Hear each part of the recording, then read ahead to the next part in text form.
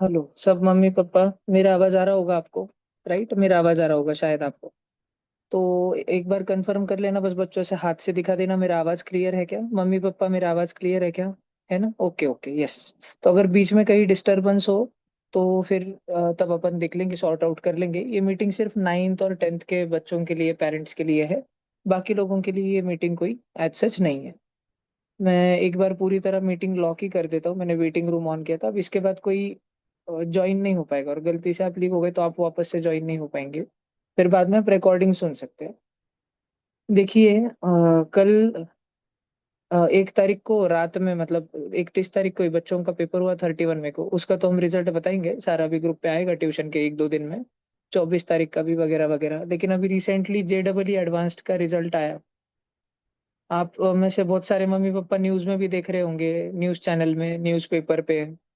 बच्चे भी शायद देख रहे होंगे, है ना? तो अभी JEE एडवांस्ड का रिजल्ट आया अभी, क्योंकि आपके बच्चे अभी 8वीं से 9वीं में आए हैं और बच्चे 9वीं से 10वीं में आए हैं।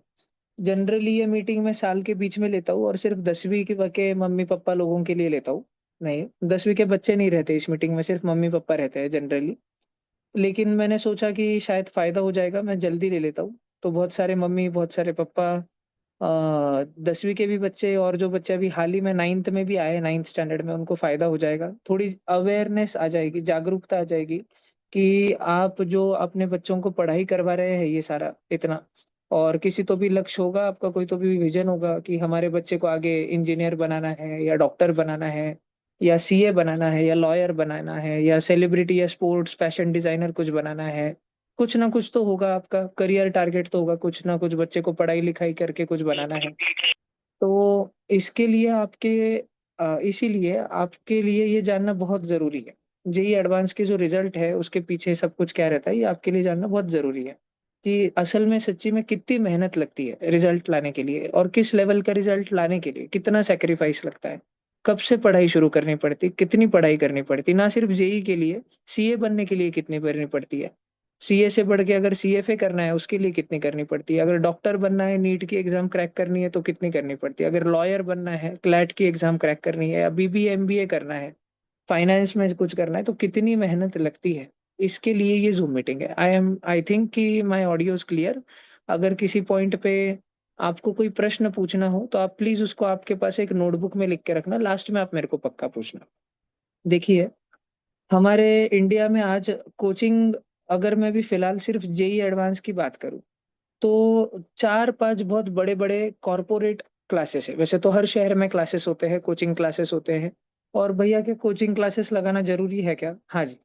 तो मैं अगर आपको थोड़ा आइडिया दूं ना, हम कैसे देश में रहते हैं। जो बच्चे अभी 10वीं में है ना, तो 10वीं में सिर्फ CBSE बोर्ड का एग्जाम, केवल CBSE बोर्ड का एग्जाम 60 लाख बच्चे लिखते हैं, 60 लाख। मैंने ये एक बार पीछे भी 22 फरवरी के मीटिंग में कहा था, 3 घंटे की मीटिंग थी वो बड़ी सारी। उसमें भी मैंने कहा था, मैं शॉर्ट में 1-2 मिनट बताऊंगा फिर मैं आगे चलूंगा। 10वीं का एग्जाम इस साल, अगले साल 2027 में मोर देन 60 लाख बच्चे लिखने वाले हैं, सिर्फ CBSE का। अगर मैं सारे स्टेट बोर्ड्स और ICSE बोर्ड को मिला दूं, ये संख्या 1 करोड़ के ऊपर रहती है। 1 करोड़ के ऊपर बच्चे जो है 10वीं का एग्जाम देते हैं हर साल। मैं अगर सिर्फ CBSE बोर्ड की बात करूँ ना, तो 90% से ज्यादा मार्क्स 10 लाख बच्चों के आते हैं।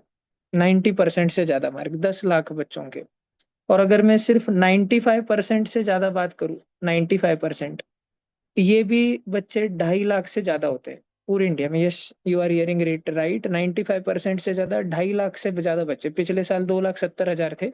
अपन एक छोटा फिगर ले लेंगे, 2.5 लाख से ज्यादा बच्चे जो है 95% से ज्यादा मार्क लेते हैं 10वीं में। आपको 10वीं के बाद का मैं थोड़ा आइडिया देता हूँ कि क्या क्या होता है फिर। अब जाहिर सी बात है, मैं अगर आप सभी मम्मी पापा को पूछूं कि आप बच्चे की इच्छा बाजू में रख दो 2 मिनट, आप खुद कौन सा करियर करवाना चाहोगे, तो मेरे को आज भी 10 में से 6 या 7 या मे बी 8 मम्मी पापा बोलेंगे कि हमको साइंस लेना है। फिर वो भले ही हमें इंजीनियर बनाना है, या डॉक्टर बनाना है, या कुछ और करेंगे, BSc करेंगे, या कुछ साइंस में कुछ और पढ़ेंगे, CET कर लेंगे, कुछ करेंगे, लेकिन हमको साइंस लेना है। तो ये नेचुरल ट्रेंड है। तो ये जो 60 लाख CBSE बोर्ड के लगभग लगभग बच्चे 10वीं का एग्जाम लिखते हैं, इसमें से भी साइंस कितने बच्चे लेते हैं? 75% बच्चे, 3/4 बच्चे, मतलब 45 लाख बच्चे 45 लाख बच्चे साइंस की फील्ड लेते हैं। मोटा मोटा अगर मैं कहूँ, मोटा मोटा, तो जो JEE की एग्जाम होती है ना, उसके लिए लगभग लगभग 15 लाख बच्चे जाते हैं। IIT JEE मेंस और IIT JEE एडवांस। भाई ये क्या होता है जेई? मैं बताता हूँ आपको। JEE इसका फुल फॉर्म क्या है, ये एग्जाम देने से क्या होता है, जिंदगी बदल जाती है क्या सच में अगर निकाल ले, तो सब बताता हूँ। और नीट की एग्जाम लगभग लगभग देते हैं 25 लाख बच्चे। अब 15 लाख और 25 लाख कितने हो गए? 40 लाख। तो बचे हुए 5 लाख बच्चे। बचे हुए 5 लाख बच्चे जो है अलग अलग राज्यों की, महाराष्ट्र की, गुजरात की, तमिलनाडु की, कर्नाटक की, जो स्टेट परीक्षा होती है, राज्य स्तर की परीक्षा होती है, वो राष्ट्रीय स्तर पर बड़ी परीक्षाओं में इतना हिम्मत नहीं करते बड़ी बड़ी परीक्षाएं देने का, तो थोड़ी छोटी परीक्षा है। जैसे महाराष्ट्र में सीईटी हो गई, कर्नाटक में कॉमडेक हो गई, राजस्थान में RJ CET हो गई, मध्य प्रदेश की MP सेट हो गई, ऐसे वेस्ट बंगाल की वेबजी हो गई। तो ऐसे अलग अलग राज्यों की भी परीक्षा होती है। जैसे आपने बहुत सारे मम्मी पापा ने दो तीन चार, मैं कॉलेज के नाम लेता हूँ। महाराष्ट्र में एक पुणे में कॉलेज है, college of engineering Pune, COEP, शायद नाम सुना होगा। या PICT नाम सुना होगा, PICT पुणे। मुंबई का एक कॉलेज है, VJTI। या आपने सुना होगा मुकेश अंबानी जी कौन से कॉलेज से पढ़े, तो ICT मुंबई, है ना, इंस्टीट्यूट ऑफ केमिकल टेक्नोलॉजी। और जालना में भी एक उसकी शाखा, ICT जालना और ICT मुंबई। तो ऐसे कुछ पाँच छह मैंने राज्य स्तर के अच्छे कॉलेजेस का नाम लिया। और ये सारे के सारे कॉलेजेस बच्चों को, ये 5 लाख बच्चे उसके लिए फाइट करते हैं मोर और लेस। महाराष्ट्र में कितने बच्चे फाइट करते हैं? महाराष्ट्र में बैठती तो संख्या बहुत है, बैठने वालों की संख्या तो लगभग 2 लाख तक भी है, 1.5 से 2 लाख बच्चे। लेकिन सीट कितनों को अच्छे मिलते हैं? तो लगभग लगभग 2,000 बच्चों को अच्छे मिलते हैं। तो ये स्टेट एग्जाम्स के पीछे जाते हैं। ये हुआ साइंस का आकलन। ठीक है, ये मैंने साइंस फील्ड का बताया मम्मी पापा आपको। कॉमर्स फील्ड में लगभग लगभग बात नहीं होती इस चीज की, लेकिन कॉमर्स फील्ड में लगभग लगभग 10 लाख बच्चे जाते हैं, 10 लाख। जिसमें से लगभग 5 लाख से 6 लाख बच्चे ऑफ कोर्स CA बनने के लिए, या CS बनने के लिए, कंपनी सेक्रेटरीज की एग्जाम जो रहती है, या CA पे, उस राह पे, CA CS या CA में, इन चीजों की तरफ निकल जाते हैं 5 लाख बच्चे। बचे वाले जो 5 लाख बच्चे होते हैं, उसमें से लगभग 1 लाख बच्चे जो है, 1 लाख बच्चे, वो प्लेन एक्चुरियल साइंस की या इकोनॉमिक्स की पढ़ाई करना चालू करते हैं, BCom वगैरह की तैयारी शुरू कर देते हैं। अच्छे कॉलेज से करना रहता है उनको। जैसे हमारे इंडिया में BCom का बहुत बड़ा सारा कॉलेज है, एक Shri Ram college of commerce Delhi में। उसके लिए 10वीं बोर्ड में 98% से ज्यादा, और 12वीं बोर्ड में 98 99% इतने मार्क बोर्ड में लाने पड़ते हैं। और उसके बाद उसकी एग्जाम देनी पड़ती है, जिसमें 10-20 हजार बच्चों को BCom करना है उस कॉलेज से, और उस कॉलेज में जगह सिर्फ 100 है। ऐसा क्या खास है BCom करने में? BCom करने से कुछ हो जाता है, हाँ। अगर आप Shri Ram college of commerce, SRMCC नाम है उसका, दिल्ली में, अगर उस कॉलेज से कोई बच्चा BCom करे, तो उसका भी जॉब, उसकी भी सैलरी जो है, वो ऐसे ही 30-40 लाख से ही शुरू होती है। इतना रेप्यूटेड कॉलेज है और बहुत ही पुराना कॉलेज है। राइट।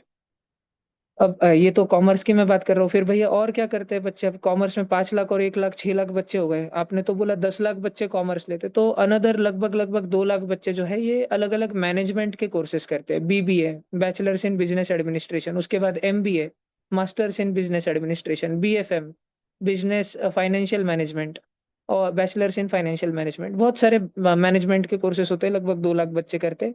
और 1 लाख बच्चे जो है वो वेग कोर्सेज करते हैं, जैसे BCS, डेटा साइंस। ये सारे कॉमर्स के जो कोर्सेस रहते हैं, ये ऐसे 1 लाख बच्चे करते हैं। अब अपने पास लगभग लगभग CBSE बोर्ड के अगर मैं आपको बताऊं, 5 लाख कैंडिडेट बच जाते हैं जो ह्यूमैनिटीज लेते हैं, आर्ट्स आर्ट्स की फील्ड लेते हैं। और आर्ट्स की फील्ड लेने के बाद सीधा सिविल सर्विसेज शुरू करने वाले बहुत कम बच्चे हैं। ऐसे लगभग लगभग 2 लाख बच्चे होंगे, 5 लाख में से 2 लाख बच्चे। फिर बाकी के बच्चे क्या करते हैं? लगभग लगभग 1.5 लाख बच्चे लॉयर बनने के और निकल पड़ते हैं। कोशिश तो उनकी रहती है लॉयर बनने की, हालांकि 1.5 लाख बच्चे क्लैट का एग्जाम लॉयर बनने के लिए, वकील बनने के लिए 12वीं में देते जरूर है, बनते उसमें से खाली 1000 से 1,500 है। ठीक है, 1% बच्चे, 1% बच्चे बनते, 99% बच्चे नहीं होते। इसमें से फिर NID की जो एग्जाम रहती है, नेशनल इंस्टीट्यूट ऑफ डिजाइन, या NIFT जो रहता है, national institute of fashion technology, या आर्किटेक्चर के भी एग्जाम्स, उसको मैं अपन JEE में नाटा वगैरह गिन लेंगे, interior designing, graphic designing, VFX, animation, बहुत सारे, cosmetics, beauty parlour, mehndi, rangoli, कई सारे स्किल बेस्ड कोर्सेस रहते हैं, उसमें बच्चे जाते हैं। इनकम बहुत अच्छा है, नो डाउट, इनकम अच्छा रहता है, तभी लोग जाते हैं, कुछ ना कुछ जिंदगी में कर लेते हैं। ऐसे भी लगभग लगभग 2-3 लाख बच्चे होते हैं। 2 लाख बच्चे एनआईडी एनआईएफटी के लिए यूसीड के लिए जाते हैं। यूसीड नाम की एक एग्जाम है। आपके अगर घर में अभी कैलेंडर लगा होगा, तो वो कैलेंडर का जो डिजाइन है, आप अभी किसी बेडशीट पे बैठे होंगे तो बेडशीट का जो डिजाइन है, आपका बच्चा स्कूल में पानी बॉटल लेके जाता होगा तो पानी बॉटल का जैसी आकृति है उसकी, जैसी उसकी डिजाइन है, नक्काशी है पूरी, ये सब कुछ यूसीड की एग्जाम क्रैक करने के बाद लोग कंप्यूटर पे बैठ के, बड़े बड़े फैक्ट्रियों में काम करने वाले लोग जो है, इनको डिजाइनर्स को हायर करते हैं, वो लोग करते हैं। बहुत सारी चीजें, मैं आपको अभी पूरा ज्ञान नहीं दे रहा। अगर मैं अभी बताऊं ना आपको कि इतने सारे बच्चे जो ये सारी एग्जाम दे रहे हैं, इसमें से कितने बच्चे सफल माने जाएंगे, सफल यशस्वी माने जाएंगे, यशस्वी इन द सेंस कि आज से 4 साल बाद, 5 साल बाद, ये परीक्षा को क्रैक करने के 4 साल बाद, 5 साल बाद, वो अपने जीवन में एक अच्छा पैसा कमा रहे होंगे। अच्छे पैसे से मेरा मतलब है, अगर आप भारत में मुंबई, दिल्ली, बैंगलोर, कलकत्ता, चेन्नई, ऐसे जगहों पर अगर आप रहते हैं, जयपुर वगैरह अच्छे सिटीज में आप रहते हैं, पुणे, नागपुर, तो आप महीने के लगभग 1 लाख रुपए कमा रहे हो मिनिमम। मिनिमम मैं पकड़ता हूँ कि आप महीने के 1 लाख रुपए कमा रहे हो। अगर आप संभाजी नगर, जालना, नांदेड़, थोड़ा टीयर 2 अपन रहते हैं अगर, है ना, सूरत, अहमदाबाद, वडोदरा, ऐसे जगह पे अगर अपन रहते हैं आगे चल के, या कर्नाटक में भी अगर अपन माने वारंगल वगैरह, ऐसे टीयर 2 जगह पे अपन रहते, तो महीने का 50,000 रुपए, महीने का 50,000, साल का 6 लाख रुपए कमा रहे हैं। और एकदम टीयर 3 में रहते हैं, लासुर स्टेशन गाँव में ही रहते हैं। ठीक है, एकदम अपने मम्मी पापा के साथ रहना है, जिंदगी अच्छे से जीनी, खुशी खुशी जीनी है। तो महीने का बोल रहा हूँ मैं, कम से कम 25,000 रुपए कमाएंगे, इतना कमाएंगे। ऐसे बच्चों की संख्या कितनी है जो पढ़ाई के मार्ग से, एकेडमिक्स के मार्ग से जाके पढ़ा है। तो जेडब्ल्यू में, आईआईटी में जो 15 लाख बच्चे इंजीनियर बनने के लिए, अलग अलग engineer, civil engineer, software engineer, manufacturing engineer, computer engineer, तमाम सारे प्रकार के इंजीनियर बनने के लिए जो 15 लाख बच्चे ये एग्जाम दे रहे हैं, उसमें से एकदम महीने का 1 लाख से ज्यादा कमाएंगे, महीने का 1 लाख से ज्यादा। ऐसे 10,000 बच्चे होते हैं। महीने का 50,000 से ज्यादा कमा लेंगे, ऐसे लगभग लगभग 20,000 बच्चे होते हैं। और महीने का 25,000 तो कमा ही लेंगे, ऐसे लगभग लगभग 50,000 बच्चे होते हैं। आप पूरी संख्या जोड़ भी देना, तो भी ये लगभग 80,000 से ज्यादा 1 लाख बच्चे हैं। 15 लाख बच्चे जिनको इंजीनियर बनना है, जो अपने मम्मी पापा का कोचिंग क्लासेस में, 11वीं 12वीं में कोचिंग क्लासेस सस्ते नहीं आते, बहुत फीस लगती है। और बस कोचिंग क्लासेस की ही नहीं, हॉस्टल की फीस लगती है, मेस की फीस लगती है। ठीक है, हर मम्मी पापा का एक पार्ट है, अपने बच्चे के लिए, एजुकेशन के लिए ही तो कमाते हैं, अपना बच्चा पढ़ सके इसके लिए तो काम करते हैं, जाते हैं रोज पापा, रोज मम्मी कुछ ना कुछ काम करते हैं ताकि बच्चा पढ़ लिख सके। लेकिन बच्चा, जितना आप एजुकेशन का कॉस्ट लगा रहे हैं, वो सच्ची में वो एजुकेशन ले पाएगा क्या, ये वाला डिसीजन मैक्सिमम पेरेंट्स बहकावे में लेते हैं। मेरे पास बुल्डाना से, मैं आपको अभी एग्जांपल्स देना चालू करूंगा, मेरे पास 2 साल पहले बुल्डाना से एक पेरेंट्स का कॉल आया था। उनका नाम था पड़श्री जोशी, और वो कोटा चले गए थे। उनके बच्चे ने 10वीं में उनकी बच्ची को 96% थे। वो कोटा चले गए थे अप्रैल में, मई जून में मुझे कॉल आता है बोर्ड के रिजल्ट के 1 महीने बाद, कि भैया हमको कुछ समझ ही नहीं आ रहा इधर। मतलब आईआईटी के लिए हमने एलन क्लासेस में एडमिशन तो ले लिया, वहाँ जो फीस है 1,80,000, 1,72,000 समथिंग, वो तो हमने भर दी साल की। हॉस्टल वगैरह का भी हमने बच्ची के सब करा दिया, और इवन मम्मी शिफ्ट हो गई बच्ची के साथ में। लेकिन बच्ची को कुछ आ नहीं रहा। 10वीं में तो 96% थे, क्योंकि 10वीं में 95% से ज्यादा लाने वाले 2.5 लाख बच्चे। और जेई में अगर आप आईआईटी की बात करो कि आईआईटी में जाके पढ़ना है, तो अच्छे रैंक 10,000 तक माना जाता है, 10,000। कल आईआईटी के एग्जाम का रिजल्ट आया ना, तो मैं आपको कुछ झलके दिखाऊंगा बस, कि हमारे ऐसे कौन से बच्चों ने कोई तीर गाड़े क्या, है ना, जो 2 साल मेरे से कांटेक्ट में थे, 3 साल कांटेक्ट में थे। तो मैं आपको कुछ बच्चों के नाम बताऊंगा, लेकिन मैं आपको पूरी सच्चाई भी बताऊंगा कि वो कितने इंटेलिजेंट थे। क्या उन्होंने अपनी पढ़ाई 11वीं से शुरू करी, या 5वीं 6ठी से शुरू कर दी थी, किसी ने फर्स्ट से शुरू कर दी थी, या ये सच्ची में ऐसा होता है कि कोई बच्चा 10वीं तक बस स्कूल की पढ़ाई करे और फिर 11वीं में लग जाए तो हो जाएगा। तो पहला नाम मैं लूंगा, मैंने इनको जानबूझ के ऑर्डर में लगाया है, उस ऑर्डर में ये जितना मेरा सुनते थे उस ऑर्डर में। पहला नाम है एक बच्चे का जिसका नाम है ऋषित कोठारी। ये बच्चा मुंबई से पढ़ा, ठाणे का है ये बच्चा, ठाणे का। तो इसने पहले ठाणे में एपेक्स एकेडमी लगाई थी क्लास 11th में। आप ध्यान से सुनिएगा, 11th स्टैंडर्ड में एपेक्स एकेडमी, इसको फ्री था वहां पे सब कुछ, क्योंकि बहुत होशियार बच्चा था। 10वीं में भी ऋषित के लगभग 95% से ज्यादा ही होंगे मार्क्स। और बहुत ही ब्रिलियंट बच्चा। कब से पढ़ाई इसने शुरू की, लगभग लगभग आप मान के चलो सेकंड स्टैंडर्ड, थर्ड स्टैंडर्ड से इसकी पढ़ाई शुरू थी। क्या भाई आईआईटी की पढ़ाई? अरे सेकंड स्टैंडर्ड और थर्ड स्टैंडर्ड से जो कॉम्पिटिटिव एग्जाम होते हैं, इसकी मम्मी हर साल इसको एनएसओ में, आईएमओ में, science olympiad, math olympiad, Homi Bhabha, BBM, जो भी कुछ नॉर्मल एग्जाम्स बच्चे देते हैं, उसमें हमेशा से बिठाया करती थी। और मम्मी इसकी कोई ऐसे नहीं थी कि वर्किंग प्रोफेशनल थी, हाउसवाइफ थी। आप में से मैक्सिमम जो मम्मी आज सुन रही है, आप में से मैक्सिमम मम्मियाँ सर्विस या जॉब बेस्ड नहीं, आप अपने फैमिली में हाथ बटोरते हैं, आप हाउसवाइफ है और आप इतना सब कुछ मैनेज करते हैं, आप बच्चे की भी पढ़ाई देखते हैं। इसकी भी मम्मी ऋषित की वैसी ही है। 1-2 दिन में मैं आपकी और इनकी शायद और एक ज़ूम मीटिंग में अलग से मम्मी लोगों की मैं बात करा दूँ, ऋषित के मम्मी से। लेकिन सेकंड स्टैंडर्ड से थर्ड स्टैंडर्ड से इन्होंने अपने बच्चे को ऑलमोस्ट हर एग्ज़ाम में बिठाया जो ज़रूरी थी। साइंस, मैथ्स ओरिएंटेड हर एक परीक्षा में बिठाया और बहुत स्ट्रिक्टली पढ़ाई ली बच्चे की, बहुत स्ट्रिक्टली, जितने हद तक ये ले सकते थे। और ट्यूशन क्लासेस 5th-6th से लगा लिए थे। फाउंडेशन के क्लासेस भी लोकल जो क्लासेस थे ठाणे में, वो लगा लिए थे। और ऐसा ये बच्चा पढ़ता गया, लेकिन ये बच्चा जीनियस था, अतिशय जीनियस, ये जन्म से ही वैसा था, ठीक है? इसके मम्मी का ऑफ कोर्स बहुत पालन-पोषण, ध्यान रखना मम्मी-पापा का बहुत सब कुछ था, लेकिन ये बहुत ही जीनियस बच्चा था। इतना जीनियस कि जब इसने 11वीं में ठाणे में एडमिशन ले लिया, उसके बाद भी इसको मुंबई से बड़े-बड़े क्लासेस से ऑफर आया, कोटा से ऑफर आया कि हम आपको सब फ्री में दे देंगे। तो ये कन्फ्यूजन में थे। उस पॉइंट ऑफ टाइम पे कुछ कॉमन लोगों की वजह से इनका और मेरा संपर्क हुआ, ऋषित का 11वीं के एंड में। और हमने मुंबई शिफ्ट होने का फिर डिसीजन लिया। यहाँ पे नारायणा की बैच हमको मिल रही थी, सीईओ क्लासेस हमको मिल रहे थे। लास्ट ईयर में जनवरी में 2025 के जनवरी में मैं मुंबई गया था कुछ अपने बच्चों का एडमिशन कराने, उनमें से ऋषित भी एक बच्चा था। विज़िट जनवरी, बहुत अर्ली विज़िट, तब तो 10वीं बोर्ड के एग्ज़ाम भी नहीं हुए थे और हमारी लासुर की भूमि मुत्था भी तब तक कोई प्लान नहीं था कि मुंबई जाएँगे। लेकिन मैं जनवरी में गया था तब, तो ऋषित के एडमिशन के लिए। और एडमिशन लेने के बाद इस बच्चे को 1 महीना तो निमोनिया हो गया, वहाँ पर मुंबई शिफ्ट होने के बाद में 1 महीना निमोनिया, तो क्लास अटेंड नहीं हुआ, ये हॉस्पिटल में एडमिट था बच्चा। लेकिन फरवरी से जब ये बच्चा वापस आया, इसका प्रोबेबली अगर निमोनिया निमोनिया वो नहीं होता इसको, तो आज ये पहले 100 में होता था भारत में। लेकिन फरवरी से जब ये बच्चा लगा, ये कोई आपको मीडिया में और इंटरव्यू में नहीं बताएगा, लेकिन ये 16 घंटे हर रोज़ पढ़ाई करता था, 16 घंटे। क्योंकि इसकी मम्मी साथ में रही मुंबई, बहुत बड़ा त्याग रहता है, घर छोड़ के अपने बच्चे के साथ जाना 11वीं-12वीं में, पूरा समय देना अपने बच्चे को। ये बहुत बड़ा त्याग रहता है एक माँ का। इसकी मम्मी ने पूरा टाइम दिया और इस बच्चे ने वो अगला 1 साल छोटा फ़ोन भी कभी खोल के नहीं देखा होगा। अभी आईपीएल भी चल रहा था अप्रैल में, इस बच्चे को इतना फ़ैन है ये, स्टेट लेवल पे फुटबॉल खेल चुका है। महाराष्ट्र में अंडर 16, अंडर 19 फुटबॉल खेल के बैठा है ये बच्चा, अंडर 16 जब 10th में था अपने स्कूल से, स्टेट लेवल पे गए वाला बच्चा है ये, ठाणे से। इस क्रिकेट का इतना शौक है इसको, लेकिन इसने आईपीएल का हाइलाइट भी नहीं देखा अभी। चुपचाप दिन-रात फरवरी 2025 से लेके आज मई 2026 तक 16 घंटे हर रोज़ पढ़ाई, दिवाली के दिन भी पढ़ाई।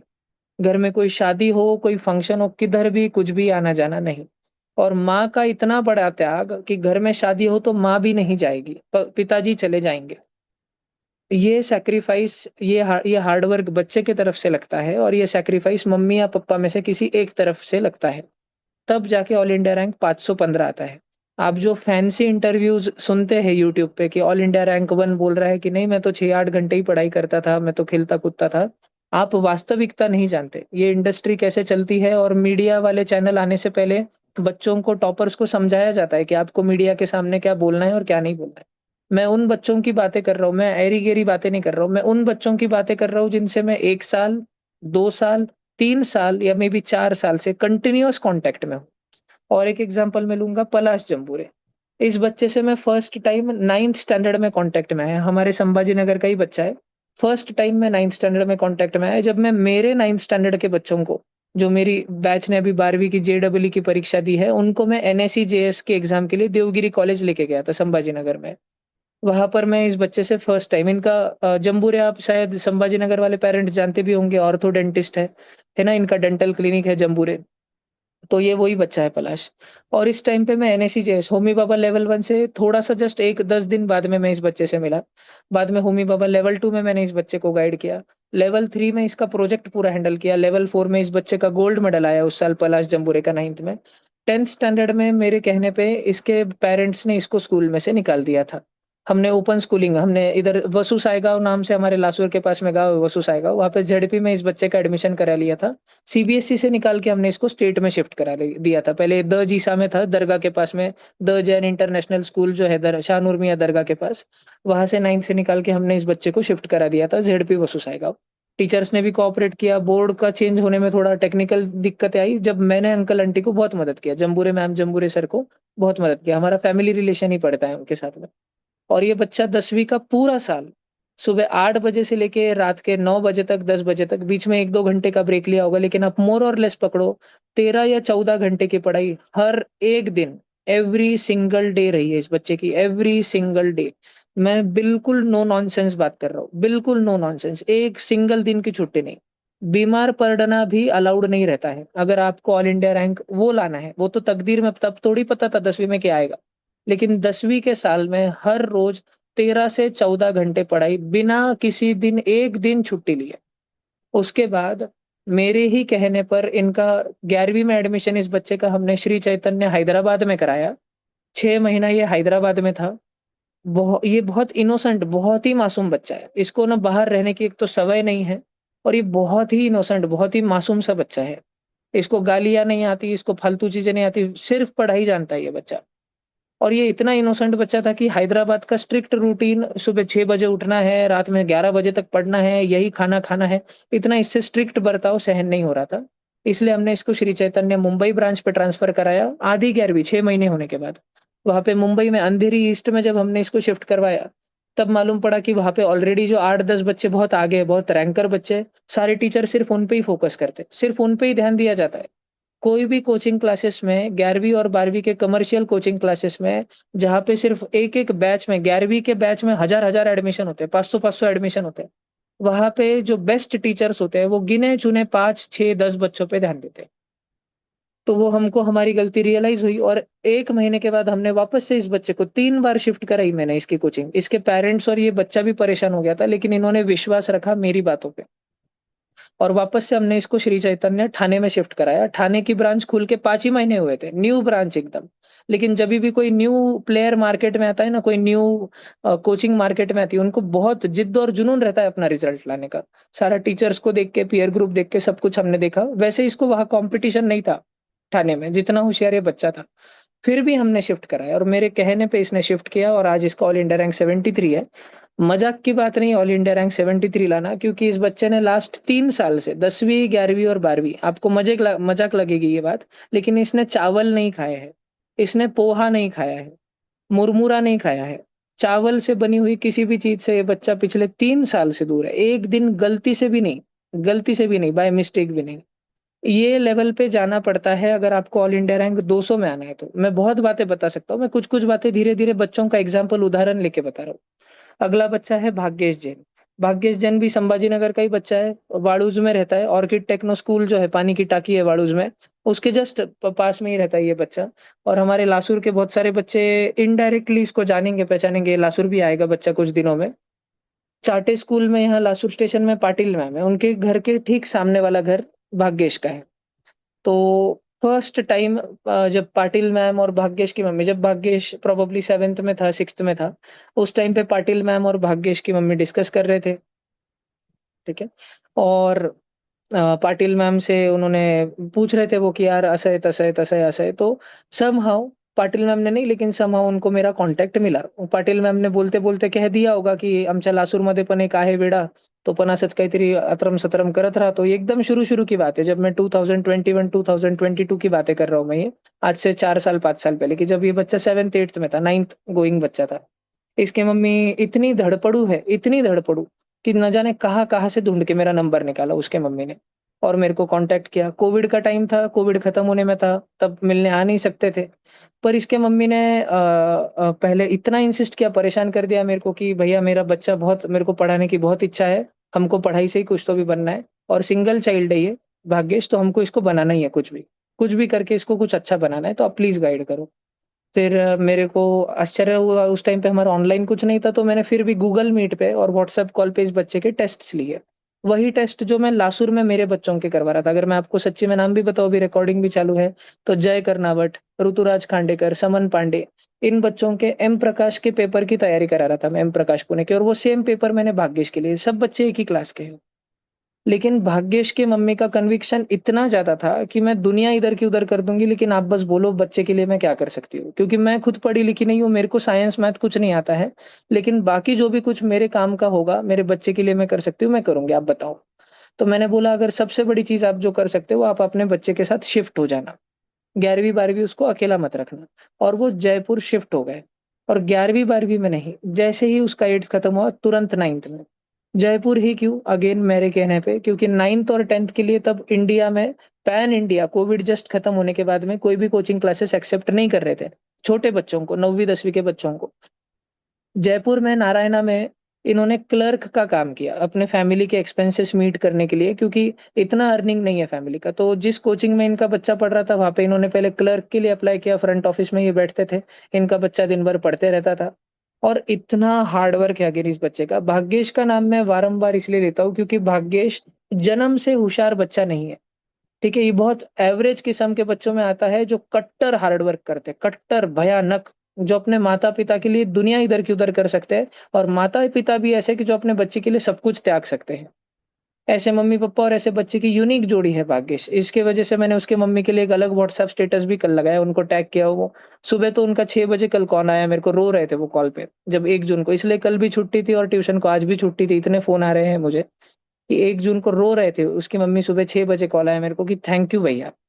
4 साल की मेहनत है, 9वीं, 10वीं, 11वीं, 12वीं, 4 साल का त्याग है उसके मम्मी का, कि घर छोड़ के, अपने हस्बैंड को छोड़ के, दादी-दादा को छोड़ के जयपुर रहना। फैमिली भी इतनी अंडरस्टैंडिंग है कि दादी बोल रही है कि ठीक है मैं सब कर लूँगी, आप बस बच्चे की पढ़ाई पे ध्यान दो। और एक सिंगल चाइल्ड है, एक बच्चे के लिए इतना। और आज उस बच्चे का ऑल इंडिया रैंक 166 है, नारायणा जयपुर के सेंटर पे वो फर्स्ट आया है बच्चा। और मैं बोल रहा हूँ वापस से कि ये कोई होशियार बच्चा नहीं है, अत्यंत मेहनत बच्चे की भी और परिवार की भी। और भाग्येश को आप पर्सनली पूछोगे, कल उसका मीडिया इंटरव्यू चल रहा था, तो मैंने उसको हँस के रात में कॉल भी किया कि वे बहुत शहाना बन रहा है। तो मीडिया में बोल रहा था कि मैं 6-8 घंटे पढ़ाई करता था और क्लास मेरा 4 घंटे होता था, तो मैं दिन की 12 घंटे पढ़ाई करता था। और सच मुझे पता है कि 16 से 17 घंटे की पढ़ाई लगती है, 16 से 17 घंटे। इतना बैठना पड़ता है कि पीठ दुख जाती है, बैठ-बैठ के टेबल और चेयर पे पीठ दुख जाती है। मम्मी को प्लेट बाजू में लेके आना पड़ता है। कभी-कभी तो मेन जब ओलंपियाड्स की एग्ज़ाम आती है, तो ब्रश भी कुर्सी पे बैठ के करता है, और मम्मी कोई टोपला या कुछ रख देती है गुलना वही के वही करने के लिए। इतनी लेवल की पढ़ाई रहती है। हल भी नहीं सकते बच्चे जगह से। इस लेवल पे जाना पड़ता है, क्योंकि भाग्येश उन बच्चों में से था जो एवरेज था, लेकिन जिसका सपना था कि मेरे को टॉप 100 में आना है। टॉप 100 तो नहीं, लेकिन 166 भी कोई कम रैंक नहीं है, जहाँ तक ये बच्चा पहुँचा है। इसके नसीब में शायद 1000 या 2000 रैंक लिखा था। बहुत मुश्किल होता है आईआईटी में पहले 5000 में आना, बहुत मुश्किल। पहले 5000 में आना, पहले 1000 में आना तो छोड़ ही दो। और एक आज 10वीं का बच्चा है, उसने मेरे को पूछा आज दोपहर में, one of my favourite students है वो। मैं आपको अभी स्क्रीन पे खोल के बताऊँगा। वो बहुत पूछता है मेरे को, बार-बार कॉल करते रहता है। तो उसने मेरे को पूछा कि भैया, आईआईटी में मेरा भी सपना है, मैं भी 2 साल बाद लाऊँगा। मैं उसको रोज़ ऑफ़न मटेरियल भेजता हूँ, होमवर्क भेजता हूँ। तो भैया मेरे को भी ये लाना है, तो मैं क्या करूँ? मेरे को 1000 में लाना है। तो मैंने उसको लिख के दिया कि बेटा अगर तू जन्म से बहुत होशियार होगा ना, बहुत ही होशियार जन्म से, माता का, सरस्वती माता का आशीर्वाद होगा तुझ पर, तू बहुत मेहनत करेगा, तब एक चांस है कि तू पहले 1000 में आए। अगर तू बहुत ही होशियार है और थोड़ी बहुत मेहनत कर लेगा, एवरेज मेहनत कर लेगा, या तू एवरेज बच्चा है और एक्सट्रीम हार्ड वर्क अगर करेगा, अतोनात जबरदस्त मेहनत करेगा, तो तेरा रैंक 1000 से 10,000 में आएगा। और अगर तू अच्छा बच्चा है लेकिन डिसिप्लिन में नहीं रहता, या तू एवरेज बच्चा है और ठीक-ठाक ही हार्ड वर्क करता है, तो तेरा रैंक 10,000 से 30,000 और पीछे, पीछे, पीछे रहेगा। लेकिन उसने, क्योंकि भाग्येश और ये हमारी सारी स्टूडेंट की कम्युनिटी, मेरे पास 2 मोबाइल फ़ोन ऑलरेडी है, 2 रिसेंटली परचेज़्ड है। तो एक मेरा मोबाइल फ़ोन आप जो व्हाट्सएप अभी देख रहे हैं वो वाला है। और एक मेरा मोबाइल फ़ोन का नंबर सिलेक्टेड बच्चों के पास रहता है पैन इंडिया में, उन्हीं के पास रहता है, वही लोग उस पे चैट करते हैं। तो उसने मेरे को कोट किया भाग्येश का एग्ज़ाम्पल, क्योंकि वो भाग्येश को जानता था, और भाग्येश के साथ हुई कई पिछले ज़ूम मीटिंग्स में वो भी था, जहाँ मैंने भाग्येश की तारीफ़ करी थी कि भाई बनना है तो ऐसा बनो। एक एवरेज बच्चा, संभाजी नगर का बच्चा, वाड़ूज़ में रहने वाला बच्चा, ऑर्किड टेक्नो में पढ़ने वाला बच्चा, यहाँ से लेके ऑल इंडिया रैंक 166 लेके आ सकता है, तो तुम क्यों नहीं? ये सारे बच्चे, तो भाग्येश एक ऑड ही बच्चा है, अलग ही एग्ज़ाम्पल आए हैं। संभाजी नगर की और एक बच्ची ऐश्वर्या इंगोड़े, इसको मैं 9th स्टैंडर्ड से गाइड कर रहा हूँ। ये 2 साल गर्ल्स सिटी टॉपर भी आई, लड़कियों में टॉपर है पूरे संभाजी नगर में, आज ऑल इंडिया रैंक 1716 आया है। इस बच्ची के बोर्ड जो है ना, जो फिंगर्स है वो सूज गए हैं पूरे, इतनी प्रैक्टिस करी होगी इसने अपने मेंस और एडवांस के पहले। जब मेंस आया जनवरी में, अप्रैल में इसने कोई मेंस वापस से दिया नहीं और अभी एडवांस दिया, इसके फिंगर्स स्वेल हो गए। इतने देर तक पेन पकड़ के इतने क्वेश्चंस लगाए इस बच्ची ने, तो आप सोच सकते हैं मतलब कितना। और ये बोली नहीं है मतलब, आप ऐश्वर्या को जो भी संभाजी नगर के पेरेंट्स से आप मिलोगे, मीडिया इंटरव्यू में सुनोगे, शायद कोई सेशन ऑर्गेनाइज होगा, आप पर्सनली उनका घर ढूंढ के घर पे जाके मिलोगे, वो बच्ची इतनी इंट्रोवर्टेड, वो एक टाइम पे स्पोर्ट्स में थी, बैडमिंटन में वो खेली है डिस्ट्रिक्ट लेवल तक, और अभी वो 2 साल 3 साल में इतना आइसोलेशन में रही है, इतना एकांतवास में रही है, घर में रहकर भी अपने घर वालों से बात करना छोड़ी है उसने। इतना समय का एक एक मिनट बचाना पड़ता है और पढ़ाई में लगाना पड़ता है, तब जाके ऑल इंडिया रैंक 1716 आता है, 1716। बच्चे सपना देखते हैं ऑल इंडिया रैंक पहले 100 का, वो तो मुमकिन नहीं है। लेकिन आप अत्यंत मेहनत करो इस लेवल पे, अगर आप सैक्रिफाइस करो, और घर वालों की, ये मम्मी की बहुत बड़ी जिम्मेदारी रहती है, मम्मी पापा की, जब बच्चा ट्यूशन से वापस घर पे आए, जब पढ़ने का समय है बच्चे का, तो घर में एब्सोल्यूट पढ़ने का और पॉजिटिव वातावरण रहे। घर में कोई दूसरा टॉपिक जब बच्चा है नहीं चलना चाहिए, सिंगल गोल। ऐश्वर्या के मम्मी पापा से मैं पिछले 2 साल में कम से कम 20 बार मिला हूँ, 20 से ज्यादा बार मिला हूँ। एक सिंगल बार भी जब मुझे, एक तो वो लासुर मिलने आए या मुझे संभाजी नगर के हमारे ऑफिस मिलने आए या एक दो दफा एग्जाम सेंटर पे मिले, एक सिंगल बार भी उन्होंने मुझे न्यूज के बारे में नहीं पूछा होगा, मेरे अदर व्हाट्सएप स्टेटस रहते हैं उसके बारे में नहीं पूछा होगा, वो भी संघ में काम करते हैं, संघ का कभी चर्चा नहीं किया होगा। जब 20 से ज्यादा दफा हम मिले, 20 से ज्यादा टाइम्स हम मिले, सिर्फ और सिर्फ जेडबलई में ज्यादा से ज्यादा अच्छे से अच्छा रैंक कैसे ला सकते हैं, एक निष्ठता से सिर्फ और सिर्फ अपने ध्येय की तरफ ध्यान देना, उसी मार्ग पर चलना जो तय किया है, सिर्फ और सिर्फ आंखों के सामने वही दिखाई देना चाहिए। कि अर्जुन तुझे क्या दिख रहा है, तो बस चिड़िया की आंख, यही दिखा मेरे को, उसके पेरेंट्स के झलक में मुझे ये दिखा। वो बच्ची तो एकदम चुप रहती थी, एकदम अतिशय चुप, और टाइम टू टाइम उसको कोई बुक्स लगती थी, एक्स्ट्रा रेफरेंस मटेरियल लगता था। अवनीश को भी, ऐश्वर्या को भी, जय को भी, यशराज को भी, कितने भी बच्चों को जो एक्स्ट्रा मटेरियल लगता था, क्योंकि एलन संभाजी नगर अपने ये फर्स्ट बैच है एलन संभाजी नगर की जो पास आउट हुई, तो टीचर्स का भी उतना रिस्पॉन्स नहीं रहता था, और बच्चों को घर पे आके खुद से बहुत करना पड़ता था। तो ये सारा का सारा एक्स्ट्रा मटेरियल प्रोवाइड करना, टेस्ट पेपर लाके देना, परचेस करके लाके देना, ये सब कुछ मैं बैक एंड पे कर रहा था, और वो बच्ची ने उसका फायदा उठा के सब कुछ किया। और एक ऐसा बच्चा जो लासुर के बच्चों के लिए बहुत बड़ा उदाहरण बन सकता है, वो है यशराज गाडेकर। यशराज गाडेकर वापस से चिखली का बच्चा है, बुल्ढाना का बच्चा है ये, और अतिशय जास्त मेहनत ये। अगर आप इसका कोटा में रूम देखेंगे कि ये बच्चा कैसे रूम में रहा है, तो ये 5,000 रुपए के महीने के पीजी रूम में रहा है। उधर एसी भी मतलब ढंग से चलता नहीं था इसका, तो एक गर्मी के दिनों में भी पंखे में ही इसने निकाले, कितने बार लाइट जाती थी तो पंखा भी नहीं रहता था। पर इस बच्चे को जस्ट आदत थी। ये जिस प्रकार के फैमिली बैकग्राउंड से ये बच्चा आता है, और जहां तक ये बच्चे ने आज छलांग मार के बताई, ये अविस्मरणीय है। मैं कभी नहीं भूलूंगा इस बच्चे की मेहनत। मैं 3 साल में, पिछले 2 साल में मैं कोटा 3 बार 4 बार जाकर आया हूँ। दिवाली में मेरी चक्कर हो जाती है, दिसंबर में कभी छुट्टी दूंगा तब चक्कर हो जाती है, अचानक 2-3 दिन चक्कर छुट्टी रहती है बीच में, कभी तो चले जाता हूँ। अभी मार्च अप्रैल में मैं 6 दिन के लिए कोटा में था। ये बच्चे को जब जब देखा मैंने, अविस्मरणीय। मतलब मैं अभी मार्च महीने में जब कोटा गया, इसके रूम में गया, तब इसके पप्पा भी वहां आए वाले थे। तो इसने तुरंत पप्पा को और मुझे बोला, मुझे तो जानता है बहुत अच्छे से पप्पा, तो इसके पप्पा ही हम दोनों को तुरंत बोला कि भैया प्लीज आप बाहर जाओ, पप्पा प्लीज बाहर जाओ, अभ्यास करायचा है। तो ये, और हम लोग 2 घंटे तक मैं और इसके पप्पा गप्पे मार रहे थे बाहर बैठ के इसी के बारे में। और वो अंकल शेतकरी, एकदम कुछ नहीं, कोई टीचर नहीं, कुछ नहीं, कोई बैकग्राउंड नहीं, टीचिंग फील्ड से लेना देना नहीं। शेतकरी कुटुंब है, एकदम सर्वसामान्य, 2-3 एकड़ खेती होगी। और मम्मी ने कितना तो घर का सोना चांदी गिरवी रख के इसको कोटा लाया है। 11th में इन्होंने फीस भरी, 12th में इस बच्चे को कोचिंग वाले ने ही सब फ्री कर दिया, टोटल फ्री। एलन में था ये बच्चा, टोटल सब कुछ फ्री कर दिया इसको एलन वालों ने, इतनी मेहनत इस बच्चे की। 11th में साधारण सी बैच में था, 12th में ये जाके स्टार बैच में पहुंचा ये बच्चा, और 4538 रैंक लाया। आप समझ नहीं सकते, आज से 4 साल बाद जब ये बच्चा बीटेक की डिग्री लेगा, इसकी साल की तनख्वाह, इसका एनुअल पैकेज कम से कम 40 लाख से 60 लाख के बीच में होगा। है ना, एक महीने का ये बच्चा 4 लाख 5 लाख 6 लाख रुपए कमा रहा होगा। घर की जो आर्थिक स्थिति है, जो आज पतरे का घर है, पूरी तरह बदल के रख देगा ये बच्चा 1 साल के अंदर। घर की पूरी आर्थिक स्थिति उलाढाल कर देगा ये, 7 पीढ़ियां बैठ के खाएंगी, इतना कमा लेगा शायद 10 साल में। ठीक है। और मतलब बहुत ही प्राउड फील होता है ऐसे बच्चों पे, और ऐसे बच्चों को मेंटर करके। इन बच्चों का नाम लेने में विशेष गर्व इसलिए होता है क्योंकि ये बच्चे सुनते हैं, और मैंने उस क्रम में लगाया है जितना ही सुनते हैं। इनमें से यशराज के लिए ही मेरी बातें सुनना बहुत मुश्किल था, क्योंकि जिस लेवल के लेक्चर मैं भेजता हूँ टेलीग्राम पर, और भी ज़्यादा एडवांस्ड मटेरियल 11th-12th के बच्चों को करने के लिए, वीएमसी दिल्ली के इल्यूमिनाटी शीट होते हैं, फिटजी का मटेरियल होता है, वो जो मैं भेजता हूँ, यशराज कर ही नहीं पाता था उतना। तो बोल देता था, "भैया माझ्याकडून नहीं होणार, मैं थोडं-थोडं हळू-हळू राहून करतो." 12th में थोड़ा-थोड़ा सुनना चालू किया उसने। ऋषित मेरी सबसे ज़्यादा बातें सुनता था, Palash 2nd, Bhagyesh 3rd, Aishwarya 4th and Yashraj 5th। इनके अलावा भी बहुत बच्चे, देयर हैव बीन स्टूडेंट्स जो टाइम टू टाइम कॉन्टैक्ट में मिले। कल मैं ऑल इंडिया रैंक 2 जो कबीर चिल्लर है, उससे भी मैं शाम में बात किया।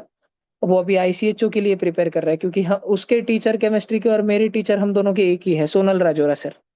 हमारे मतलब, और सोनल सर और मेरे बहुत ही ज़्यादा कॉन्टैक्ट है। सिंस जब से मैं लास्ट ईयर कोटा में एक बहुत ही ब्राइट स्टूडेंट को हमारे लेके गया था, उस टाइम से सोनल सर, और सोनल सर को वापस सब कुछ याद आया कि अरे हाँ, तेरे को केमिस्ट्री ओलंपियाड के लिए पढ़ाया था। और फिर कॉन्टैक्ट्स बढ़ते गए। सर मेरा स्टेटस देखते हैं हर रोज़, सोनल सर, तो उनको पसंद भी आता है जो मैं बाकी भी काम करता हूँ, और बच्चों के लिए जो सब कुछ करता हूँ। और कबीर के लिए, अभी कबीर का 17 तारीख को आईआईटी का परीक्षा हो गया, ऑल इंडिया रैंक 2 हो गया। आप उसके अगर कोई भी मीडिया इंटरव्यू सुनेंगे, तो एकदम चिल है, और एक्चुअली चिल है। पर ये बच्चे को आप कभी भी देख के ये मत समझ लेना कि 8 घंटे का 10 घंटे का पढ़ाई सफिशिएंट है। कबीर ने सच्ची में कितनी पढ़ाई करी है, उसने सच्ची में 8 घंटा 10 घंटा ही करी है। वो बच्चा प्रोडिजी बच्चा है, वो अलग ही जन्मा है, वो रामानुजन ही जन्मा है। आप, जब वो बच्चा 8वीं, 9वीं, 10वीं और 11वीं वीएमसी दिल्ली में था, विद्या मंदिर क्लासेस, तो उसको एलन कोटा में लाने के लिए 4 करोड़ 60 लाख रुपए दिए एलन वालों ने, फिर उसको लाया। सक्षम कुमार जो है, शुभम कुमार जो है बिहार का, उसको वहाँ से एड्यूवर्स एकेडमी बिहार से 10वीं से उठा के कोटा में 11वीं के लाने के लिए 30 लाख रुपए दिए, जो आज ऑल इंडिया रैंक 1 आया है शुभम। एलन को इतना ज़्यादा कॉन्फिडेंस था कबीर के ऊपर कि ये तो रैंक 1 ही आने वाला है, मेंस में तो आया भी। और आज तक जेईई मेंस और जेईई एडवांस आईआईटी के इतिहास में ऐसा कभी नहीं हुआ कि जो जेईई मेंस में रैंक 1, 2 या 3 आया होगा, वो एडवांस में वापस 1, 2, 3 में आ जाए। ये सिर्फ और सिर्फ कबीर चिल्लर ने करके बताया है। वो भी सिर्फ 1 मार्क से उसका दूसरा है। और आज भी, अगर आज उसका दूसरा रैंक भी आया है, लेकिन ये पहली बार ही शायद मीडिया में मैं देख रहा हूँ कि ऑल इंडिया रैंक 1 से ज़्यादा चर्चे ऑल इंडिया रैंक 2 के ही चल रहे हैं। क्योंकि कबीर जितना चिल बच्चा किसी ने देखा ही नहीं। ये बच्चे को देख के आप कभी भी इस बात को मत ठान लेना कि मैं आईआईटी करूँगा। कबीर इज़ एक्सट्रीमली होशियार बच्चा। जब वो 10वीं में था, उसने 11th-12th का सिलेबस खत्म कर दिया था। इस हद तक कि जब ये बच्चा 11वीं में आया, इसने बीएससी का केमिस्ट्री खत्म कर दिया, first year, second year, third year का। ठीक है, और फिर इसको बाद में कोटा में लाए, और इसकी फिजिक्स और मैथ्स पे लगाम लगाई गई कि बेटा तू ज़्यादा मत पढ़, तू जेईई रिलेवेंट ही पढ़, एक्स्ट्रा की फालतू की बातें मत पढ़, क्योंकि तेरा रैंक निकालना है, तेरा रैंक आना ज़रूरी है। रैंक आएगा तो तेरा भी फ़ायदा है, रैंक आएगा तो हम कोचिंग वालों का भी फ़ायदा है, हमारा बिज़नेस चलेगा। उस हिसाब से उसको ढाला गया, उस बच्चे को इतना भूखा, इतना है, नॉलेज हंग्री बच्चा है। और ये कुछ स्पेशल मेंशन्स हैं। आने वाले टाइम में आप साल भर में इनके सेशन सुन रहे होंगे। ऋषिकेश जगताप है, इसका ऑल इंडिया रैंक 3191 आया। बहुत ही मेहनती बच्चा, बहुत ही मेहनती, कोई स्टार बैच का बच्चा नहीं है। एलन कोटा का बच्चा है, अतिशय शांति से मेहनत करने वाला। महाराष्ट्र के कुछ बच्चों का मैं नाम ले रहा हूँ, जालना का बच्चा है ऋषिकेश जगताप। ये अगस्त्य रेमानी, अगस्त्य के आधे बुक्स अपने ट्यूशन लाइब्रेरी में पढ़े हैं, क्योंकि मैं अभी जब गया था मुंबई अप्रैल में, अ, मार्च अप्रैल में, जब मार्च एंड पे अप्रैल में जब मैं मुंबई गया था, तो अगस्त्य के मैंने सारे 8th 9th 10th के जितने भी बुक्स थे, उसके पेरेंट्स ने ट्यूशन के लिए दी थी। ऑल इंडिया रैंक 60 आया है। मैं उसका बस मेंशन कर रहा हूँ कि हमारे ट्यूशन में अगर आप चाहो तो इस लेवल की किताबें पढ़ी है। मैथ्स ओलंपियाड का एक पूरा सेक्शन लाइब्रेरी में पढ़ा है। अभी 5-6 तारीख से स्कैनिंग का भी काम एक तरफ शुरू हो चुका है, तो वो आपको सब ऑनलाइन बच्चों को भी ट्यूशन के ऐप पे मिल जाएगा। भरत यन्नावर 4895 जालना का बच्चा है, डीएफसी में पढ़ा 2 साल। वेदांत ठोसरे कोटा में पढ़ा, बंसल कोटा में, 2476 वेदांत ठोसरे, बहुत ही मेहनती बच्चा। उसके बाद में शंतनु भाड़के 836 ईडब्ल्यूएस कैटेगरी रैंक और 7026, बहुत ही बेहतरीन रैंक, जबरदस्त। महाराष्ट्र के कुछ बच्चों के, परभनी का बच्चा है शंतनु भाड़के। लवेश बाहेती, ये अंबेजोगाई का बच्चा है। इसका पूरा जनरल कैटेगरी में रैंक 7986, 8000 ऑल इंडिया रैंक है। बहुत ही मेहनती, बहुत ही प्राउड। ये बच्चा 11th-12th मेहनत किया है, नो फाउंडेशन पहले कुछ भी। पर ये बच्चा होशियार बहुत था। ये भी बात ध्यान में रखी जाए कि लवेश होशियार बहुत ज्यादा था। ये अलग बात। विश्वजीत मुंजा, मैं बहुत सारे मम्मी-पापा से तो मैं विनती करूँगा, संभाजी नगर जिले में रहने वाले मम्मी-पापा से, कि आप डीएफसी क्लासेस पे कभी अगर विज़िट को जाए, तो पास में ही, सामने ही हॉस्टल है विश्वजीत का, तो आप बस 2 सीढ़ियाँ चढ़ के फर्स्ट फ्लोर पे इस बच्चे का रूम देखना। एक छोटे से रूम में ये 4 बच्चे साथ में रहते थे, शेयरिंग रूम में नीचे, और बेड वगैरह नहीं था, गद्दी नीचे पड़ी रहती थी, चटाई पे सोता था ये बच्चा 2 साल। कितने बार तो पंखा भी नहीं चलता था तो डीएफसी पे पढ़ाई को जाके बैठ जाता था। आज ये बच्चा 4810 लाया है। अंबड़ का बच्चा है ये, जालना का, अतिशय मेहनती बच्चा, अतिशय मेहनती और इतना हम्बल। इसके आंग पे के कपड़े देख के कोई इसको, मतलब आधे लोग तो मिसजज ही कर देंगे कि भाई ये तो बहुत ही गरीब बैकग्राउंड का है। फाइनेंशियली तो है ही, ट्रबलिंग फैमिली ही है पीछे। लेकिन कितनी मेहनत करी इस बच्चे ने, कितनी मेहनत, ये मैंने देखी कितने बार आंखों के सामने, क्योंकि उसी हॉस्टल में हमारे बहुत सारे बच्चे रहते थे। हमारे वाले ने तो पढ़ाई नहीं करी, बहुत सुविधाएं मिलने के बाद भी, लासुर वालों ने। लेकिन ये बच्चे ने करके बताया। तो इसका मैं एक स्पेशल मेंशन करूंगा। पलाश ऑल इंडिया रैंक 73 आया है। बंसल का one of the best result आया है। One of the best. अभी हमारे बच्चे भी बंसल के स्टार बैचेस में पढ़ रहे हैं, और ये यशराज के पापा है यहाँ पर। देसी, और ये अंकल है और ये यशराज है। अतिशय मेहनत रही इस बच्चे की, बहुत ही ज्यादा मेहनत। कल इनके घर पे पूरी बीड़ी लग गई वहां पे, चिखली में, कंटिन्यूअसली पेरेंट्स ही आ रहे थे मिलने को। दिस इज कबीर, अभी आईसीएचओ के लिए, केमिस्ट्री ओलंपियाड के लिए भी वापस तैयारी कर रहा है। सोहम किंगे, मैं स्पेशली मेंशन करूंगा सोहम को, क्योंकि ये एक ऐसा बच्चा है कि डिस्पाइट इतना होशियार था, एलन पुणे का टॉपर था। इसको कितने बार तो शायद एक दो बार टीचर्स ने भी बोला कि बेटा ओलंपियाड दे दे, ये बोला नहीं, मेरा प्योर फोकस जेई है। और मैं पढ़ाई मैंने लेट शुरू करी, मैंने 9वीं और 10वीं में ग्रिप पकड़ी, 9वीं 10वीं से मैंने पढ़ाई शुरू की थी। मेरे जो बाकी दोस्त है, जैसे अवनीश है, जैसे ओम पाटिल है, इन सारे बच्चों ने पढ़ाई बहुत जल्दी शुरू कर दी थी। तो अगर मेरे को उनके बरोबरी में रहना है तो मैं सिर्फ जेडबल एडवांस पे फोकस करूंगा। मैं ओलंपियाड के पीछे नहीं भागूंगा, मैं आईओकेम के पीछे नहीं भागूंगा, मैं फिजिक्स ओलंपियाड नहीं दूंगा, कुछ नहीं। मैं प्योर जेडबल ही पढ़ूंगा। और ये बच्चे का ऑल इंडिया रैंक 356 आया है। सोहम से मैं कई दफा मिला हूँ, जब भी मैं मेरे स्टूडेंट्स को मिलने पुणे जाता हूँ, अनवी को मिलने जाता हूँ, सोहम लड्डा को मिलने जाता हूँ, अर्नव सरवड़े को मिलने जाता हूँ। तो कई दफा मैं इसको पूना के सेंटर पे मिला हूँ। अवनीश पाटिल डेफिनेटली संभाजी नगर का बच्चा है। मैं इस बच्चे पे भी 2-5 मिनट आराम से बात करूंगा। अवनीश, फर्स्ट एंड फॉरमोस्ट, इसके mummy papa extremely highly dedicated parents है, एक्सट्रीमली हाईली डेडिकेटेड पेरेंट्स। अतिशय शांत मम्मी पापा है, गंभीर विचार के मम्मी पापा है, और एकदम स्ट्रिक्ट। क्लास छूटने के बाद में ये बच्चा 2 साल में एक बार नहीं हुआ होगा कि ये कभी गप्पे मारते खड़े रह गया, कभी नहीं। और चुपचाप क्लास छूटने के बाद में नीचे आना, रिक्शा में बैठना या मम्मी स्कूटी पे लेने आई होगी, और चुपचाप घर पे जाना और पढ़ाई करना। ये बच्चा अतिशय गंभीर विचारक है। और इसने अपनी एक्चुअल पढ़ाई कब चालू करी, तो 6th स्टैंडर्ड में। 6th 7th 8th 9th और 10th में ये बच्चा डीएफसी में था। उसी समय पे 8th 9th 10th में, जब ये बच्चा 8th में आया तब मैं लासुर आ गया था। तो 8th 9th 10th में हमारे भी बच्चे, जय करनावट, समन पांडे, ऑलमोस्ट हर कॉम्पिटिटिव एग्जाम को, होमी बाबा के सेंटर पे हम अवनीश से मिले। एनएससीजेएस को जब हम मिले स्पेशली, तब जय और अवनीश ये सब बच्चे दोस्त होना चालू हो गए। फिर और बच्चे जुड़े। पार्थ सारथी सोडानी नाम से बच्चा है, अभी वो नीट कर रहा है पार्थ। फिर आदित्य तांगड़े है, जेडबल दिया है। जीसा का एक बच्चा था, तन्मय शिरसाठ, वो बच्चा जुड़ा।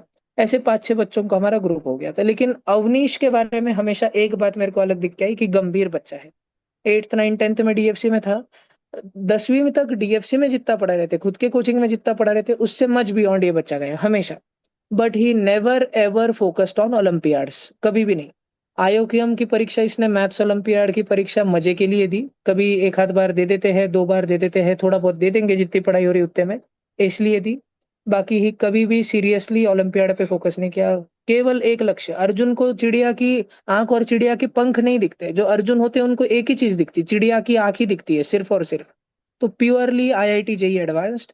और अवनीश को देखकर कोई भी बच्चा जेडबलई का सपना ना देखे, क्योंकि Avnish Patil is one of the most high IQ, अतिशय जास्त गुणवान बुद्धिवान बच्चा whom I have ever met. Jay Karnawat, समन पांडे, अवनीश पाटिल, आदित्य तांगड़े, तन्मय शिरसाठ, और भी न जाने कितने बच्चे, आस्था कासलीवाल, ऐश्वर्या इंगोले, ये सब बच्चे मोर और लेस एक बराबरी के थे। कितने ऐसे एग्जाम है जब हमारे लासुर के जय ने, समन ने अवनीश से ज्यादा मार्क लिए। कितने ऐसे एग्जाम है जहां पर ऐश्वर्या ने, आस्था ने अवनीश से ज्यादा मार्क लिए। What separates Avnish from all the others is his discipline. जब एलन संभाजी नगर क्लास छूटता था 2 बजे, या दोपहर में 2 बजे से क्लास रहता था, शाम में 7:30 बजे क्लास छूटता था, तो हमारे लासुर के जो 2 नमूने हैं, या जो बाकी मैंने बच्चियों के नाम लिया, ऐश्वर्या या फॉर दैट मैटर आस्था, ये बच्चों को नीचे आने में 8 बज जाते थे। ठीक है, पढ़ाई ही करते थे लेकिन चिट चैट भी करते थे, 5 मिनट 10 मिनट हंसी मजाक भी कर लेंगे। Avnish was absolutely no nonsense student. जिसको श्रीव्ड बोलते हैं इंग्लिश में, मतलबी, कि मुझे सिर्फ़ और सिर्फ़ मेरी पढ़ाई से मतलब है। हाँ, अगर कोई दोस्त मुझे क्वेश्चन पूछता है तो मैं बिल्कुल उसका आंसर दूँगा। उस अगर मेरे किसी दोस्त को कुछ टॉपिक नहीं समझ आ रहा तो मैं उसको समझा के दूँगा। इतना हेल्पफुल बच्चा। लेकिन when it comes to my पढ़ाई तो मैं मेरी पढ़ाई को लेके अतिशय मतलबी हूँ। क्लास छूटा, मैं नीचे निकला मेरे घर पे, मेरी पढ़ाई। और दिन की पढ़ाई 17-18 घंटे, no less than that. Avnish को कई दफ़ा मैंने डाँटा है कि भाई थोड़ा सो लिया कर, उसके पेरेंट्स ने डाँटा है। एलन संभाजी नगर सेंटर हेड है नरेंद्र सर, एलन पूना के सेंटर हेड है उमाकांत सर, उन्होंने तक इस बच्चे को डाँटा है कि भाई तू 5.5 घंटे सोता है, 5 घंटे सोता है। लेकिन अवनीश को देखकर मैं इसीलिए बोल रहा हूँ कि आप बच्चे कभी भी आईआईटी का सपना ऐसे बच्चों को देखकर ना लो। जो बच्चे पूरे इंडिया में टॉप 300 में, टॉप 400 में आते हैं, उनको देख के आप आईआईटी का और नीट का सपना मत देखो। नीट का सपना तो पहले 2-3 हज़ार बच्चों को देख के मत देखो, और आईआईटी का सपना पहिले 300, पहिले 400 बच्चों को देखकर, की तो दादा त्याच कोचिंगमध्ये होता. आपण पण जर ती कोचिंग क्लास लावली, अपन ने भी वो ट्यूशन लगाई, तो अपना भी कुछ तो भाग्य उदय हो जाएगा। अपन भी कुछ खतरनाक कर देंगे। नहीं जी, आप इनको ना देखें, क्योंकि ये बच्चे जन्म से कुछ अलग ही जन्मे हैं। ये अलग ही है। ठीक है, अगर आपको देखना है, ये दीज़ आर द फैकल्टीज़। इसमें मैथ्स के सर को तो अवनीश बिल्कुल, प्रणव सर है, Pranav Tiwari sir, this one right here. इनको अवनीश कुछ गिनता ही नहीं है। क्योंकि उसने, अगर आपको मैं सच्ची बोलूँ, तो जितना लेक्चर्स मैंने अवनीश को भेजा होगा मैथ्स का करने के लिए, उस पे ही उसका मैथ्स चला है 2 साल। उसके जो खुद के मैथ्स के सर थे प्रणव तिवारी, मैं नाम लेके सर का, अब जबकि ये मीटिंग रिकॉर्डिंग पे यूट्यूब पे भी जाएगी, तो मैं नाम लेके बता सकता हूँ कि प्रणव तिवारी सर ने कुछ करा ही नहीं मैथ्स में। वो बच्चे को कॉम्पिटिशन लगाना पड़ा। कॉम्पिटिशन एक ऑनलाइन क्लासेस है मोहित त्यागी सर का, उसको अलग से पढ़ाते थे मोहित त्यागी सर खुद। जबकि 40,000 बच्चे उनके ऑनलाइन क्लास में, लेकिन अवनीश को हफ्ते में 45 मिनट्स एवरी वीक अलग पढ़ाना पड़ता था। और संकल्प भैया कितने सारे लेक्चर भेजते थे, और भैया के जैसे और भी मेंटर्स रहे होंगे, सीनियर स्टूडेंट्स रहे होंगे, जिससे ले लेके करा है। एक बात अवनीश में और हमारे लासुर के जय, समन या आदित्य तांगड़े वगैरह-वगैरह बच्चों में एक बात का फ़र्क है कि अवनीश लेक्चर माँगता था, और उसको भेजते टाइम मैं वो सेम लेक्चर हमारे वाले बच्चों को भी फॉरवर्ड कर देता था। लेकिन जो शिद्दत होती है पढ़ाई करने की, जो डिसिप्लिन होती है पढ़ाई करने की, रोज़ की जो दिनचर्या होती है कि सुबह 5 बजे उठना ही है, रात में 10:30 बजे सोना ही है, नींद लेनी है 5.5 घंटे की, लेकिन 10:30 को सोना ही है, 5 को उठना ही है, या 11:30 को सोना है, 5 को उठना ही है। वो जो शेयर डिसिप्लिन होता है ना रूटीन का, 2-2 साल तक आपका रूटीन नहीं बदल रहा। सर्दी आए, गर्मियाँ आए, हिवाड़ा आए, कुछ भी हो जाए, शादी रहे, आमदार जीत गया, खासदार हार गया, आईपीएल कौन जीता, विराट कोहली का क्या हुआ, कुछ लेना-देना नहीं। कुछ लेना-देना नहीं। कंप्लीट सोशल आइसोलेशन, सब कुछ। इस बच्चे को, अवनीश को, अगर आप आज की घड़ी में जाके पूछेंगे कि बेटा तेरे को वैभव सूर्यवंशी मालूम है क्या? तो वो बोलेगा कि हाँ, मेरे को एडवांस के बाद मालूम हुआ वैभव सूर्यवंशी कौन है। और अगर मैं ऑनलाइन में सभी बच्चों को, बॉयज़ को, गर्ल्स को पूछूँ, आपको पता है क्या वैभव सूर्यवंशी कौन है? तो हाँ, सभी बोलेंगे हाँ, हाँ, आम्हाला तर लईच माहीत. You cannot become Avnish Patil if you are not ready to socially isolate yourself. आप अवनीश पाटिल नहीं बन सकते, या आप भाग्येश जैन नहीं बन सकते, आप ऐश्वर्या इंगोले भी ऑल इंडिया रैंक 1700 भी तब तक नहीं बन सकते जब आप खुद को आइसोलेट ना कर दे, पूरी दुनिया से अलग ना करते। ना आपको कभी म्यूजिक सुनना है, एक गाना भी नहीं, फ़ोक म्यूजिक नहीं, भजन नहीं, राधा कृष्ण नहीं, कुछ नहीं, कोई म्यूजिक नहीं, कोई सत्संग नहीं, कोई भजन नहीं। कोई टीवी नहीं, कोई मूवी नहीं, कोई शादी नहीं, कोई फ्रेंड्स नहीं। फ्रेंड्स सिर्फ़ कौन, जो क्लास में है, और वही के वही। और बेस्ट फ्रेंड्स मम्मी-पापा और टीचर्स, बस उनके आगे और कुछ नहीं, और एक आधा मेंटर। 1 मेंटर है, 2 मेंटर है, बस जो वो मेंटर बोल रहा है उतना सुनना है, वो दिशा देता है मेंटर। जब-जब गलत कुछ हो जाता है अपने से, वो दिशा देता है। जैसे अवनीश जो है, ही इज़ नॉन वेजिटेरियन, तो उसको चिकन वगैरह ये सब कुछ खाना बहुत ही उसका फ़ेवरेट है सारा का सारा। लेकिन मेरे को नहीं लगता लास्ट 1 साल में खाया होगा, क्योंकि मैंने मम्मी-पापा को स्ट्रिक्टली बोला था सब कुछ बंद करना है। सिर्फ़ और सिर्फ़ स्टेपल डाइट रखना है, फ्रूट्स हेवी रखना है, चावल बिल्कुल नहीं है, चिकन वगैरह, नॉन-वेज वगैरह सब बंद करना है, एग वगैरह खाता था। मैं आपको बोल रहा हूँ कि अगर आपको ऑल इंडिया रैंक 500 जाना है ना मम्मी-पापा, तो आपका खाना क्या है, इस पे भी काम करते हैं लोग। इसके लिए भी हम जैसे मेंटर्स होते हैं जो बताते हैं, जो मार्गदर्शन करते हैं कि क्या खाना है और क्या नहीं खाना है। कितने बजे सोना है, कितने बजे उठना है, किस चीज़ की कितनी पढ़ाई करना है। इस लेवल तक प्लानिंग जाती है, और इतनी मेहनत के बाद में रिज़ल्ट आते हैं। तो अगली बार जब आप all India rank 1, all India rank 2, all India rank 3 के न्यूज़ में, मीडिया में इंटरव्यू सुने, उनको देख के कभी प्रभावित मत होना। अगर आपको रियल में अपना आइडल बनाना है किसी को ऐसा मार्गदर्शन बनाना है कि यार, तो ऐसे रैंक वालों को, ये विश्वजीत मुंजड़, ऑल इंडिया रैंक 4810, ये बच्चा है आइडल एकदम, कि विश्वजीत भैया के जैसे रैंक लाके बताना है। This should be the ideal case. तो अपने को वास्तविकता में जगना है। अब विश्वजीत भैया के जैसे अगर अपने को रैंक लाना है 9वीं और 10वीं में, तो क्या गलती 11वीं और 12वीं में, अगर 12वीं में जाके वैसा रैंक लाना है तो 9वीं 10वीं में क्या गलती नहीं करते, बस 2 मिनट की बातें हैं, 2-5 मिनट के। क्या गलती 9वीं और 10वीं में नहीं करते, छोटी सी गलती मैं बताता हूँ, एक एकदम छोटी सी गलती। आप बस देखना, इसको बटरफ्लाई इफेक्ट बोलते हैं मम्मी पापा की। जिंदगी में एक छोटा सा निर्णय आपको जीवन में कहाँ का कहाँ पहुंचा सकता है, एक छोटा सा निर्णय। अभी आप ध्यान से सुनना, पहले एक उदाहरण में अपने रियल रियल जो हो चुका है, जो घटना घट चुकी है उसका बता रहा हूँ। अप्रैल 2024, हमारे लासुर का जय भैया है, समन भैया है, इन लोगों के एडमिशन के लिए मैं एलन संभाजी नगर गया। एक दिन बाद में ही अवनीश ने भी एलन संभाजी नगर पे एडमिशन लिया। जय भैया को, वो जय भैया 10th स्टैंडर्ड में एट हिज पीक, प्रोबेबली सबसे उच्चतम पे, जय भैया को 80% स्कॉलरशिप थी एलन संभाजी नगर पे। जहां लोग एडमिशन देने के लिए 1,72,000 रुपए भरते हैं ना, जय भैया की फीस थी 28,000 रुपए। समन भैया को 75% स्कॉलरशिप थी, 75। ठीक है, फीस थी 32,000 रुपए। अवनीश भैया को कितनी स्कॉलरशिप थी पता है? 30%। आप फर्क देख सकते हैं क्या? 80%, 75%, 30%। जब कोई बच्चा संकल्प भैया के हद तक रहता है, भैया के पास में 8वीं 9वीं 10वीं में रहता है, स्पेशली 10वीं में जब बच्चा रहता है, तो भैया टुवर्ड्स द एंड इतना पिड़ के निकालते हैं, इतना रगड़ के निकालते हैं बच्चे को कि रिजल्ट आना ही आना है। One of the best result आना है आपकी जिंदगी का।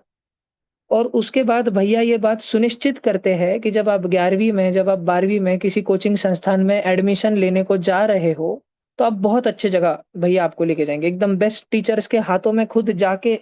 जब तक उनकी मन की तसल्ली नहीं होती खुद की कि मेरे बच्चे का लेके जा रहा हूं मैं, ऐसे वैसे जगह पे नहीं करा दूंगा, मैंने इस बच्चे को पढ़ाया है, इसका योग्य जगह पे कराऊंगा, जब तक भैया को तसल्ली नहीं होती उस बच्चे का एडमिशन उस जगह पे नहीं होता। तो मैंने इनका एडमिशन करवाया, दोनों का, जय और समन का मैंने एडमिशन करवाया। अगले ही दिन अवनीश ने एडमिशन कराया। कोई मुहूर्त वहूर्त की बात नहीं चल रही है। मैं आपको बता रहा हूँ कि 10वीं में ये बच्चे कितने होशियार थे, जो सामने का कोचिंग क्लासेस, जो 1,000 पेरेंट्स है, आज एलन संभाजी नगर में 4,000 एडमिशन है अभी फिलहाल, एट दिस मोमेंट तो 4,200 है, 4,200। 4,200 में से 2,000 बच्चे 11वीं 12वीं के हैं। ये 2,000 बच्चों में से 1990 बच्चों से 1 साल की फीस 2 लाख रुपए ली जाती है। 1 साल की फीस 11वीं की और 12वीं की 2 लाख। 10 बच्चे होते हैं जिनको स्कॉलरशिप मिलती है, उसमें से 2-4 बच्चों को 10% मिलती है, एक आधे बच्चे को 30-40% मिलती है, एक आधे बच्चे को 50-60 मिलती है, और एक आधे बच्चे को 80% और 75% मिलती है। एलन में एडमिशन लेने के बाद, जब जय का, समन का, अवनीश का, एवरीवन जो इन्होंने भी एडमिशन लिया, सब बच्चों का एडमिशन वगैरह सब होने के बाद में, जब उनका टेस्ट पेपर वगैरह शुरू हुआ, तो initially 3 months 4 months Jay's performance was on the top. Rank 1 2 1 2 1 2 1 2 यही चल रहा था शुरू के 3-4 महीने, क्योंकि संकल्प भैया के पास से पढ़ के गए हो आप। तो आप वहां जाके कितना भी निकम्मापना ही क्यों ना करो, आप कितना भी आलस क्यों ना करो, आप एक दिन होमवर्क भी ना करो, फिर भी आपका रैंक 1 2 1 2 1 2 ही आना है, क्योंकि आप यहाँ से पढ़ के गए हो ना, आपको ऑलरेडी बहुत चीज आती है।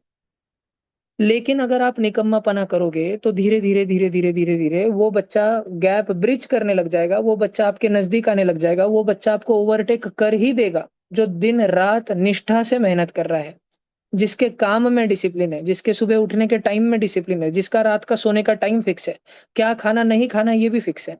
और सबसे बड़ी बात, जिसके मम्मी पापा बहुत डेडिकेटेड है। मम्मी पापा जी जान लगाने को तैयार है। मम्मी पापा चाहे तो अपना घर छोड़ के एलन के नजदीक रूम लेकर रहने को तैयार है।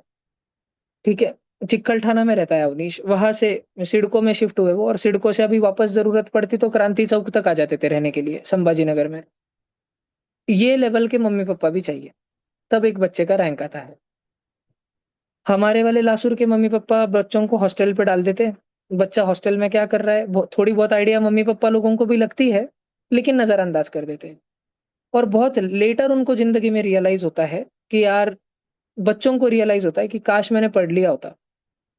ठीक है, मम्मी पापा से तो बोलते नहीं, जीवन में सब लोग कुछ ना कुछ कर लेते हैं, लेकिन आपका बच्चा जीवन में सर्वोच्च किस लेवल पे पहुंच सकता है ये आपको कभी मालूम ही नहीं पड़ेगा, अगर आपने अपने बच्चे के लिए सर्वोच्च मेहनत नहीं करी, आपने त्याग नहीं किया, आपने आपका घर का त्याग नहीं किया, आपने अपने बच्चे को, जब उसको सबसे ज्यादा आपकी जरूरत थी, नहीं दिया।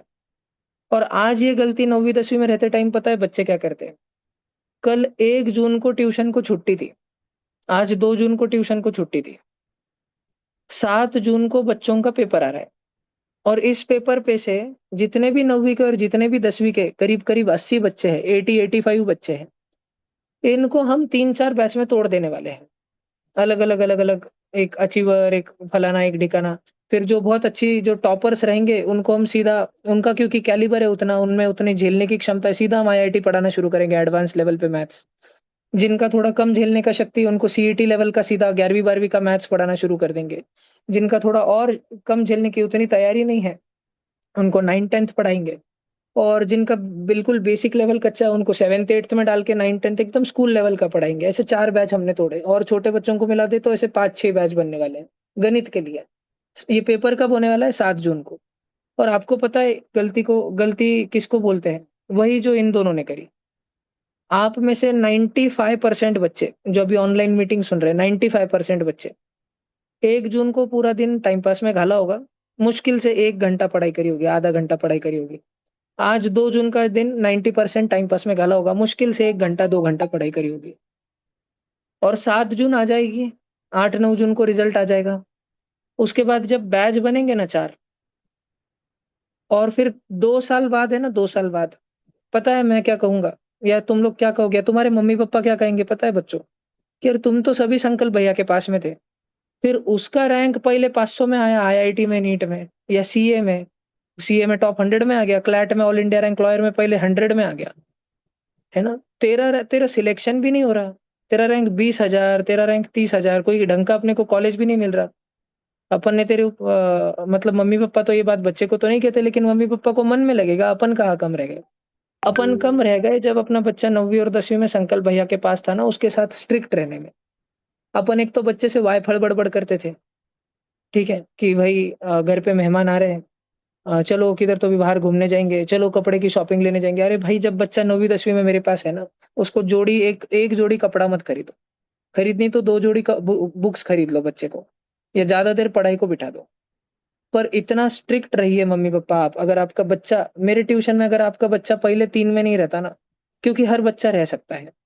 कुछ बच्चों को 4-5 बच्चे रहते हैं जिनका कितना भी हार्ड वर्क कर ले नहीं रह सकते, वो सत्य बात है। लेकिन उनके अलावा अगर आपका बच्चा मेरे ट्यूशन के पेपर में आपको मैं एक बैरियर बोलता हूँ, एक बैरियर। अगर 75% मार्क नहीं लाता ना आपका बच्चा, तो डाँटिए मत, नाराज़ मत होइए।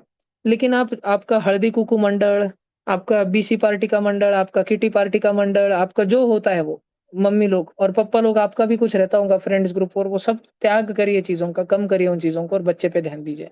मैं आपको एक रेखा बता रहा हूँ, रेखा, लक्ष्मण रेखा। ट्यूशन के पेपर में ईमानदारी के, झूठी के नहीं, चीटिंग करके नहीं, ऑनलाइन में चीटिंग करके नहीं, 75% आने चाहिए, 75% प्रयास रहना चाहिए। मम्मी को गुस्सा करने की ज़रूरत नहीं है अगर नहीं आते हैं। लगेच अगले पेपर में थोड़ी आएँगे, लगेच 7 जून में चमत्कार थोड़ी हो जाएगा जो आएँगे। कई बार तो टॉपर के ही नहीं आएँगे। तो थोड़ा और अगर करेक्शन करके बताऊँ मम्मी-पापा, बस एक लास्ट बात मेरी ध्यान रखना पूरे साल और मैं साल की शुरुआत में 2 जून 2026 को मैं मीटिंग ले रहा हूँ। 2 जून 2028 को 2029 को आपके बच्चों का 10वीं का और आपके बच्चों का 9वीं का रिज़ल्ट असल रिज़ल्ट आएगा, जो ज़िंदगी बनाता है ना वो रिज़ल्ट आएगा, तब जून महीने में 2028 में, 2029 में। मैं आपको साल के शुरुआत में बता रहा हूँ। और मैं है ना 5 साल में, 6 साल में मैंने इतने बच्चों को पढ़ाया, इतने मम्मी-पापा को देखा और कितने बच्चों को मैंने गाइड किया, मार्गदर्शन किया, डाँटा, गालियाँ भरी, कितने मम्मी-पापा को मैंने सुधारने की कोशिश करी। और आज मेरी मनस्थिति ये है, मेरी मनस्थिति आप इसको बुरा मत मानिए सुन के, कि मैं 1 बार, 2 बार बोलूँगा, सुनना है वो बच्चा सुनेगा, सुनना है वो मम्मी-पापा सुनेंगे। जो सुनेंगे 2 साल बाद, 3 साल बाद उनका फ़ोटो दिखाऊँगा, उनका रिज़ल्ट दिखाऊँगा। जो नहीं सुनेंगे, 2 साल बाद, 3 साल बाद उनका नाम लूँगा ज़ूम मीटिंग में, कि देखो बेटा, इन बच्चों की जैसे गलतियाँ मत करना। इतना मेरी मनस्थिति हो गई है, आप मुझे बुरा मत समझिए कि भैया आप हमारे बच्चे पे क्या मेहनत नहीं लेने नहीं मैंने 10वीं में तो पीट के ही निकालता हूँ, ठोक के निकालता हूँ। चाहे मैं बच्चों को कितना भी बोलूँ कि मैं मेरे को कुछ मतलब नहीं है, मेरे को फीस मिल रही है, तो पढ़ना पढ़ो, मत पढ़ना मत पढ़ो। मेरे को टर्फ बनाना है, मेरे को बीच बनाना है, मेरे को थिएटर बनाना है लासुर में, मेरे को खुद के लिए जिम बनाना है पर्सनल अपना। मैं वाय-फड़ बड़बड़ चाहे कुछ भी करूँ, सत्य बात तो ये है कि लास्ट में मैं फटके देके ही निकालता हूँ बच्चों को। लेकिन अगर मुझे सिर्फ़ मम्मी-पापा की साथ मिल जाए ना, क्योंकि मैंने 10वीं में, 8वीं में, 9वीं में 3 साल इन बच्चों को क्या पढ़ाया था ये मुझे पता है कोविड में। क्या पढ़ाता था मैं बस। 10-10 घंटे मेरे को ध्यान नहीं रहता था टाइम का। क्या पढ़ाता था मैं, जय, समन, ऋतुराज, आदित्य, क्या पढ़ाता था मैं। और उन 4 बच्चों में, 5 बच्चों में आज सिर्फ़ एक सिंगल बच्चा है जो मेरे को रिज़ल्ट ला के दे रहा है। सिर्फ़ एक सिंगल बच्चा, लासुर का। मैं ऑनलाइन बच्चों के प्रति कोई द्वेष नहीं मानता, उस टाइम पे मेरी कोई ऑनलाइन बैच नहीं थी। इसलिए ऑन बोर्ड बहुत बच्चे आ नहीं सके। पलाश, अवनीश, वो बच्चे संभाजी नगर के रह के उनके पेरेंट्स की डेडिकेशन इतनी थी कि वो गाड़ी से यहाँ मिलने आते थे हर महीने में, गाइडेंस लेने के लिए सिर्फ़। और लासुर के जो बच्चे थे या आज ऑनलाइन जो मेरे पास बच्चे पढ़ रहे हैं, मेरे पास खुद पढ़ रहे हैं जो बच्चे, अगर वो नहीं कर सके तो कोई मतलब ही नहीं है फिर। तो ये मैं आज 2 जून 2026 साल की शुरुआत में बता रहा हूँ। 9वीं के बच्चों के माँ-बाप ने फिर भी नहीं सुना तो ठीक है, आपका बच्चा 10वीं में देख लेगा। लेकिन 10वीं वालों ये तुम्हारा लास्ट चांस है। मैं थोड़ी गलतियाँ अगर तुमको गिना ही दूँ ना, क्योंकि मैं किसी बच्चे को बुरा-भला नहीं कह रहा, लेकिन मैं उदाहरण किसका लूँ? तुमको विश्वास नहीं होता ना, क्योंकि मेरी बातों पे तो तुमको कम विश्वास रहता है बच्चों। तुमको तो अपने दोस्तों की बातों पे ज़्यादा विश्वास होता है।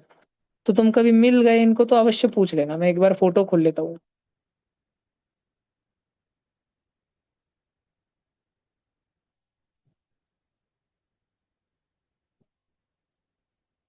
वाकडं काय बी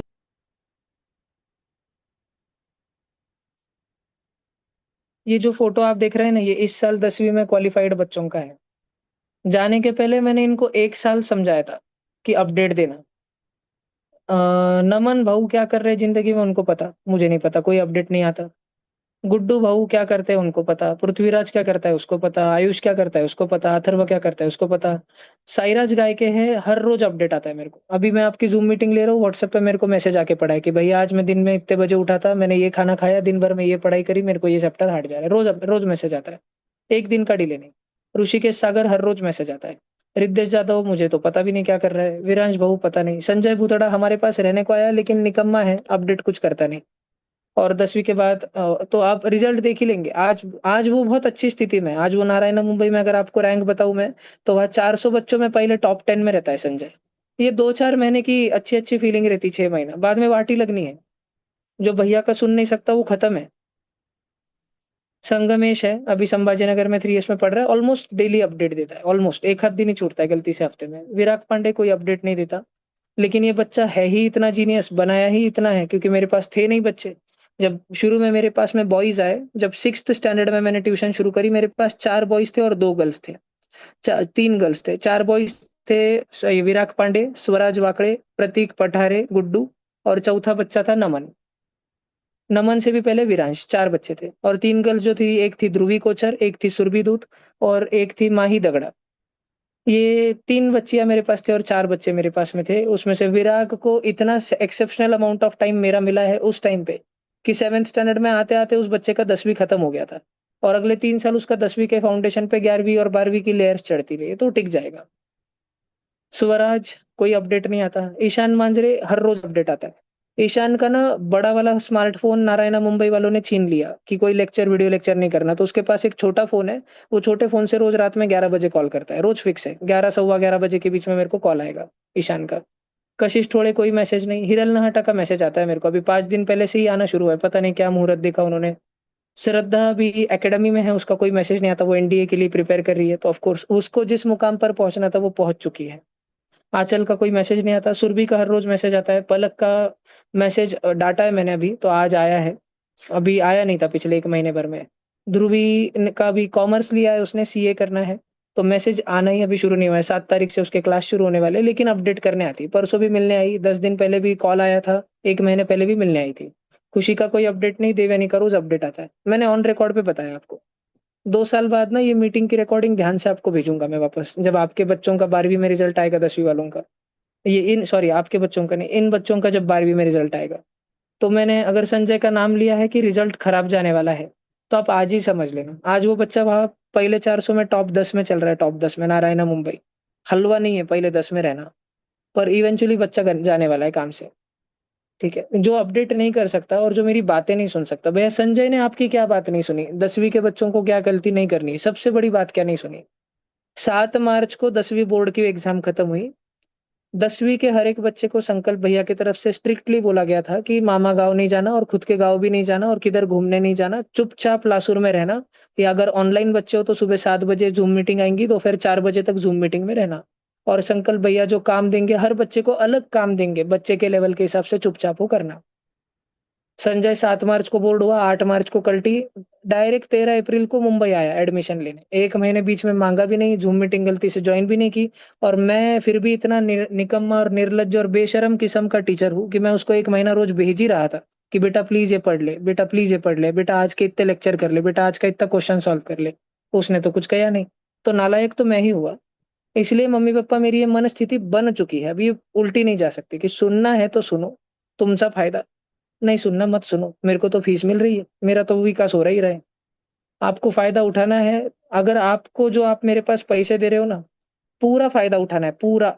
मैं आपको ये भी उदाहरण दे सकता हूँ, ये भी, कि विराग पांडे मेरे पास में विराग भाऊ 6th, 7th, 8th, 9th, 10th करीब-करीब 1.5 लाख रुपए भर दिए होंगे फीस में, 1 लाख से 1.5 लाख रुपए।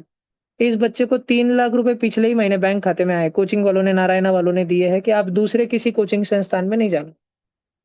ठीक है? और हर 4-5 महीने में आते ही रहेंगे। 10-12 लाख तो ऐसे ही 2 साल में आ जाएँगे। रैंक आने से पहले ही आ जाएँगे। ठीक है? इस साल क्यों क्यों आए भैया? ऐसा क्या तीर मारा आपके इस बच्चे ने? ये एम प्रकाश की एग्ज़ाम में महाराष्ट्र में फर्स्ट आया। बस आपका एक ही रैंक है, नहीं साइराज थर्ड आया, संजय फोर्थ आया, विराज राजपूत 7th आया, गौरव चौहान 11th आया। पूरे महाराष्ट्र के 2,500 बच्चों में जो 36 बच्चे सिलेक्ट हुए ना, 36, 9 बच्चे हमारे थे। 7 बच्चे लासुर स्टेशन के और 2 बच्चे ऑनलाइन। भैया आपके ऑनलाइन के बहुत ही कम होते। अजी मेरे पास ऑनलाइन में 5 ही बच्चे थे 10वीं में। उसमें से जेईई करना था 4 ही बच्चों को, उसमें से 2 बच्चे मैंने सिलेक्ट करके दिए। इस साल मेरे 10वीं पे ऑनलाइन में मेरे पास शायद मेरे पास 7-8 बच्चे हैं कुछ। तो एम प्रकाश की एग्ज़ाम में मैं वैसे भी 4-5 बच्चों का सिलेक्शन करा ही दूँगा। जो भी सीरियस एस्पायरेंट होंगे उनका मैं करा दूँगा सिलेक्शन। कोई बहुत बड़ी बात नहीं है, आप यहाँ पढ़ रहे हो, कोई कोई बड़ी बात है ही नहीं। आज 11th में आप संभाजी नगर में जाओ, कोई भी कोचिंग क्लासेस में चले जाओ, आप 12th में मोस्टली संभाजी नगर में जाओ, आधे संभाजी नगर में आपको मेरे बच्चे टॉपर दिखेंगे वहाँ। मैं आपको एक अगर रीसेंट एग्ज़ाम्पल बताऊँ, 3 ईयर्स का पेपर हुआ अभी, तो उसमें निधि कंटीन्यूअसली टॉपर रहती है। एक बच्चा आदित्य नरवड़े, मेरे को लास्ट 10th स्टैंडर्ड जब से हुआ है उसका, 9th होमी पापा में सिल्वर मेडल जब से आया है, तब से वो बच्चा डेली अपडेट करता है, हर दिन। है ना? मैं अगर आपको बस एक बार व्हाट्सएप चैट दिखा दूँ मैं, किसी के मन की तसल्ली के लिए, ये है आदित्य नरवड़े का व्हाट्सएप चैट।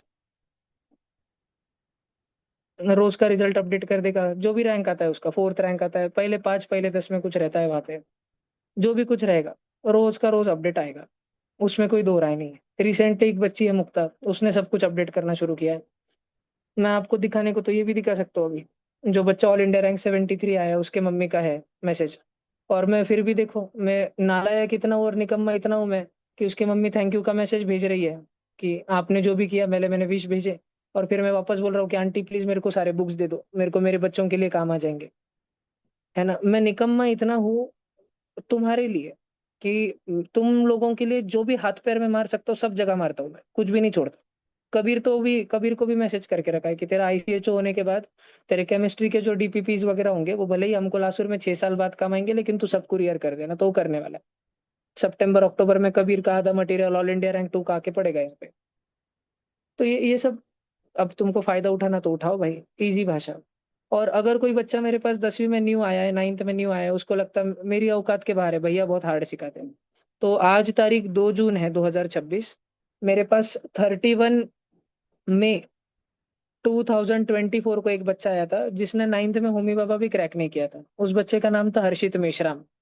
आज वो जो संभाजी नगर का 3 इयर्स क्लासेस है, उधर पहले 240 बच्चों में से टॉप 50, टॉप 60 में वो बच्चा रहता है। वो आईआईटी में तो नहीं जाएगा, लेकिन वो ट्रिपल आईटी और टॉप एनआईटी में चले जाएगा। और जब वो बीटेक होके निकलेगा तो वो आराम से बच्चा 30-40 लाख का पैकेज उठा लेगा। एक ही साल था मेरे पास, और 1 साल भी टॉपर नहीं था। और उस बच्चे के अगर मैं तुमको अचीवमेंट्स बताऊँ, तो वो नारायणा मुंबई सीओ में भी सिलेक्ट हुआ उसी साल। संजय हमारे पास एक ही साल था, सीओ में भी सिलेक्ट हुआ, चैतन्य में सिलेक्ट हुआ, एलन पूना में सिलेक्ट हुआ, पीडब्ल्यू के वाइवा के लिए गुरुकुल कैंपस कोटा के लिए सिलेक्ट हुआ, बंसल के लिए सिलेक्ट हुआ। फाइनल डिसीजन हमारा था, कि हमको पता था कि संजय ऐसा बच्चा है कि फ्री छोड़ा तो निकम्मापना करेगा। तो इसलिए नारायणा में डालना था। विराग पांडे ऐसा बच्चा है, उसके माँ बाप 3S में संभाजी नगर में रखना चाहते थे, या उस्मानपुरा पे। यहाँ रहता तो निकम्मा वाया चले जाता था पूरा बच्चा। वहां नारायणा में डाला है मेरे बर्जबरी पे, मेरे। उसके मम्मी पापा को तसल्ली नहीं थी, तो उसके भाई को बोला, साकेत को, जाके देख भाई, और मम्मी पापा को समझा। फिर भी सुनने की इच्छा नहीं थी, तो नारायणा को फोन करके बोला, सर बच्चा चले जाएगा। नारायणा वालों ने बैंक खाते में आश्वासन दिया मेरे को, और मैंने इनको दिया कि आएंगे। पिछले महीने में 3 लाख रुपए आए, बच्चा पढ़ रहा है। बहुत करता हूं मैं बच्चों के लिए, लेकिन अब नहीं। अब जिसको पढ़ना है उसके लिए। 7 जून को पेपर है। अच्छे से पेपर की पढ़ाई करो। बहुत टाइम मिल रहा है। बेस्ट दो। बायोलॉजी का पेपर हो गया है, बायोलॉजी का भी अवसर है। केमिस्ट्री और फिजिक्स का पेपर जून महीने में आगे होने वाला है, उसका भी अवसर है। एक सब्जेक्ट में तो भी क्वालिफाई करके बताओ भैया। हम अगर 3 पेपर में नहीं हुए तो भी आप हमको चौथे बैच में ले लोगे ना? नहीं भाई, सिर्फ मार्क आने पे ले रहे हैं हम लोग। मैं तुम में से एक भी बच्चा सिलेक्ट हो ना, तो भी मैं आकांक्षा मैम को बायोलॉजी की पूरी पगार देने ही वाला हूँ महीने की, एक ही बच्चे को पढ़ाने की।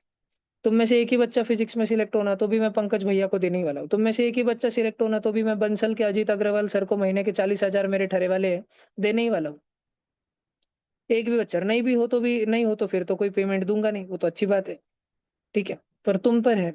तुमको फायदा उठाना है, उठाओ।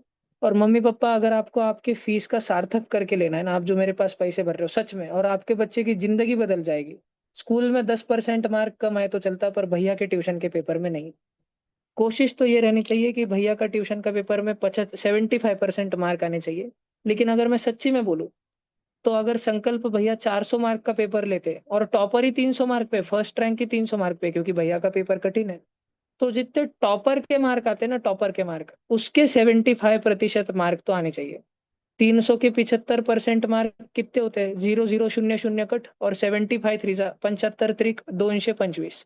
तो अपने को बेटा 400 मार्क के पेपर में 225 तो आने चाहिए। जितने फर्स्ट रैंक को आते हैं ना, उसके 75% तो आना चाहिए। मम्मी पापा ने मोटिवेट करना है, डांटना कभी नहीं है। मोटिवेट करना है, और बच्चे का टाइम पास जितना कट हो सके, बर्थडे पार्टी मत करिए। बच्चे की भी ना करिए, खुद के भी ना करिए, हुरडा पार्टी ना करिए। पर पढ़ाई करिए, जिंदगी बदल जाती है।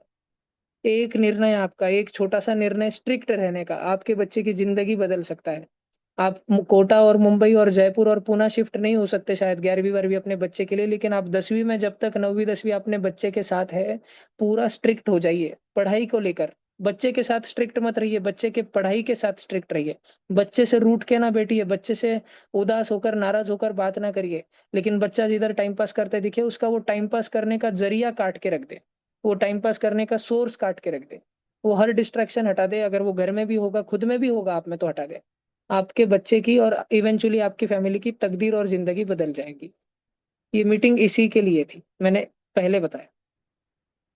नहीं तो एक टाइम पे मेरे पास ऐसा था कि मैं बोलता था कि जय, मतलब जब ये छोटे छोटे बच्चे थे ना, मेरे को ये चेहरे दिख रहे हैं सब, जो मेरे पास में 7वीं में 8वीं में थे ना, जब ये तेज मेरे पास में, नैतिक मेरे पास में, मोक्ष प्राप्ति, ये सब बच्चे मेरे पास में जब 7th में 8th में थे, तब मैं इनको बोलता था कि जय भैया का देखना पहले 500 में आएगा। फिर 11वीं के 6 महीने होने के बाद मैं बोलता था पहले 1000 में आएगा, क्योंकि वो तब भी सेंटर टॉपर, सेकंड थर्ड रहता था, पहले 1000 में तो आएगा।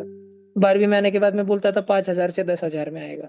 और रियलिटी चेक तो मेरे को मिला कि वो सच्चे में कितना पढ़ाई करता है, क्योंकि एक बच्चे को ही पता होता है कि वो कितनी पढ़ाई कर रहा है। मम्मी पापा भी नहीं बता कर सकते, और संकल्प भैया भी नहीं, बच्चे को ही मालूम है। बच्चा खाली एक काम ये कर सकता है कि जो उसको नहीं आ रहा वो भैया को मैसेज कर दे, व्हाट्सएप मैसेज कर दे, भैया मेरे को ये नहीं आ रहा। तो 1 2 क्लास का, 1 2 दिन का इंतजार करिए, आपका वो डाउट सॉल्व हो जाएगा। 1 2 दिन की बात रहती है बस, वो सॉल्व हो जाएगा आपका मैक्सिमम टाइम्स। एक आधा ही बार डाउट होता है जो 5 6 दिन 10 दिन ले लेता है, नहीं तो सॉल्व हो जाएगा, नहीं पड़ जाएगा आपका डाउट। और बच्चा अगर रो रहा है मन ही मन, तो भैया को आके बात करे, है ना? एडमिशन की संख्या तो हमारे पास तो बहुत आती है, हम कैप कर देते, रोक देते हैं। सेकेंड फेज एडमिशन ले रहे हैं हम, लेकिन 9th और 10th की अलग बैचेस बनेंगी। वो तुम्हारे साथ नहीं बैठेंगे वो बच्चे। हमारी संख्या है 40 45, उसके ऊपर हम नहीं जाते, तो तुमको फायदा लेना है लो। और सारे मम्मी पापा को यही संदेश देना था। बाकी ये मम्मी पापा की तीव्र इच्छा है कि आप आपके बच्चे को कितना यशस्वी देखना चाहते हैं, और अंतिम तो सब कुछ बच्चे पे है कि वो खुद को जीवन में कितना बड़ा और कितना बड़े जगह पे देखना चाहता है, कितना नाम खुद का भी होता देखना देखना चाहता है। वो तो बच्चे की इच्छा है। बाकी दैट इज ऑल। मैंने साल की शुरुआत में कह दिया ताकि मम्मी पापा में थोड़ी जागरूकता है, थोड़ी। और मैं बहुत स्पष्ट हूँ। फिर भी मैंने बहुत कटु बातें नहीं कही है, मैं बहुत कुछ कह सकता था। लेकिन मैंने पोलाइटली बहुत बच्चों के बारे में उदाहरण लेके, मेरे खुद के जिनको मैंने पढ़ा है उनके बारे में मैंने नाम लेके, फोटो दिखा के सब बता दिया। ठीक है। आपको पढ़ना है आप पढ़ो, नहीं तो मुझे तो फीस मिल ही रही है। है ना? जो पढ़ रहे हैं मैं उन पे लगाऊँगा, उनके लिए सारे संसाधन लाऊँगा, दुनिया इधर की उधर कर दूँगा मैं, एक भी बच्चा पढ़ रहा है उसके लिए तो। ठीक है। Thank you and good night सभी पेरेंट्स को।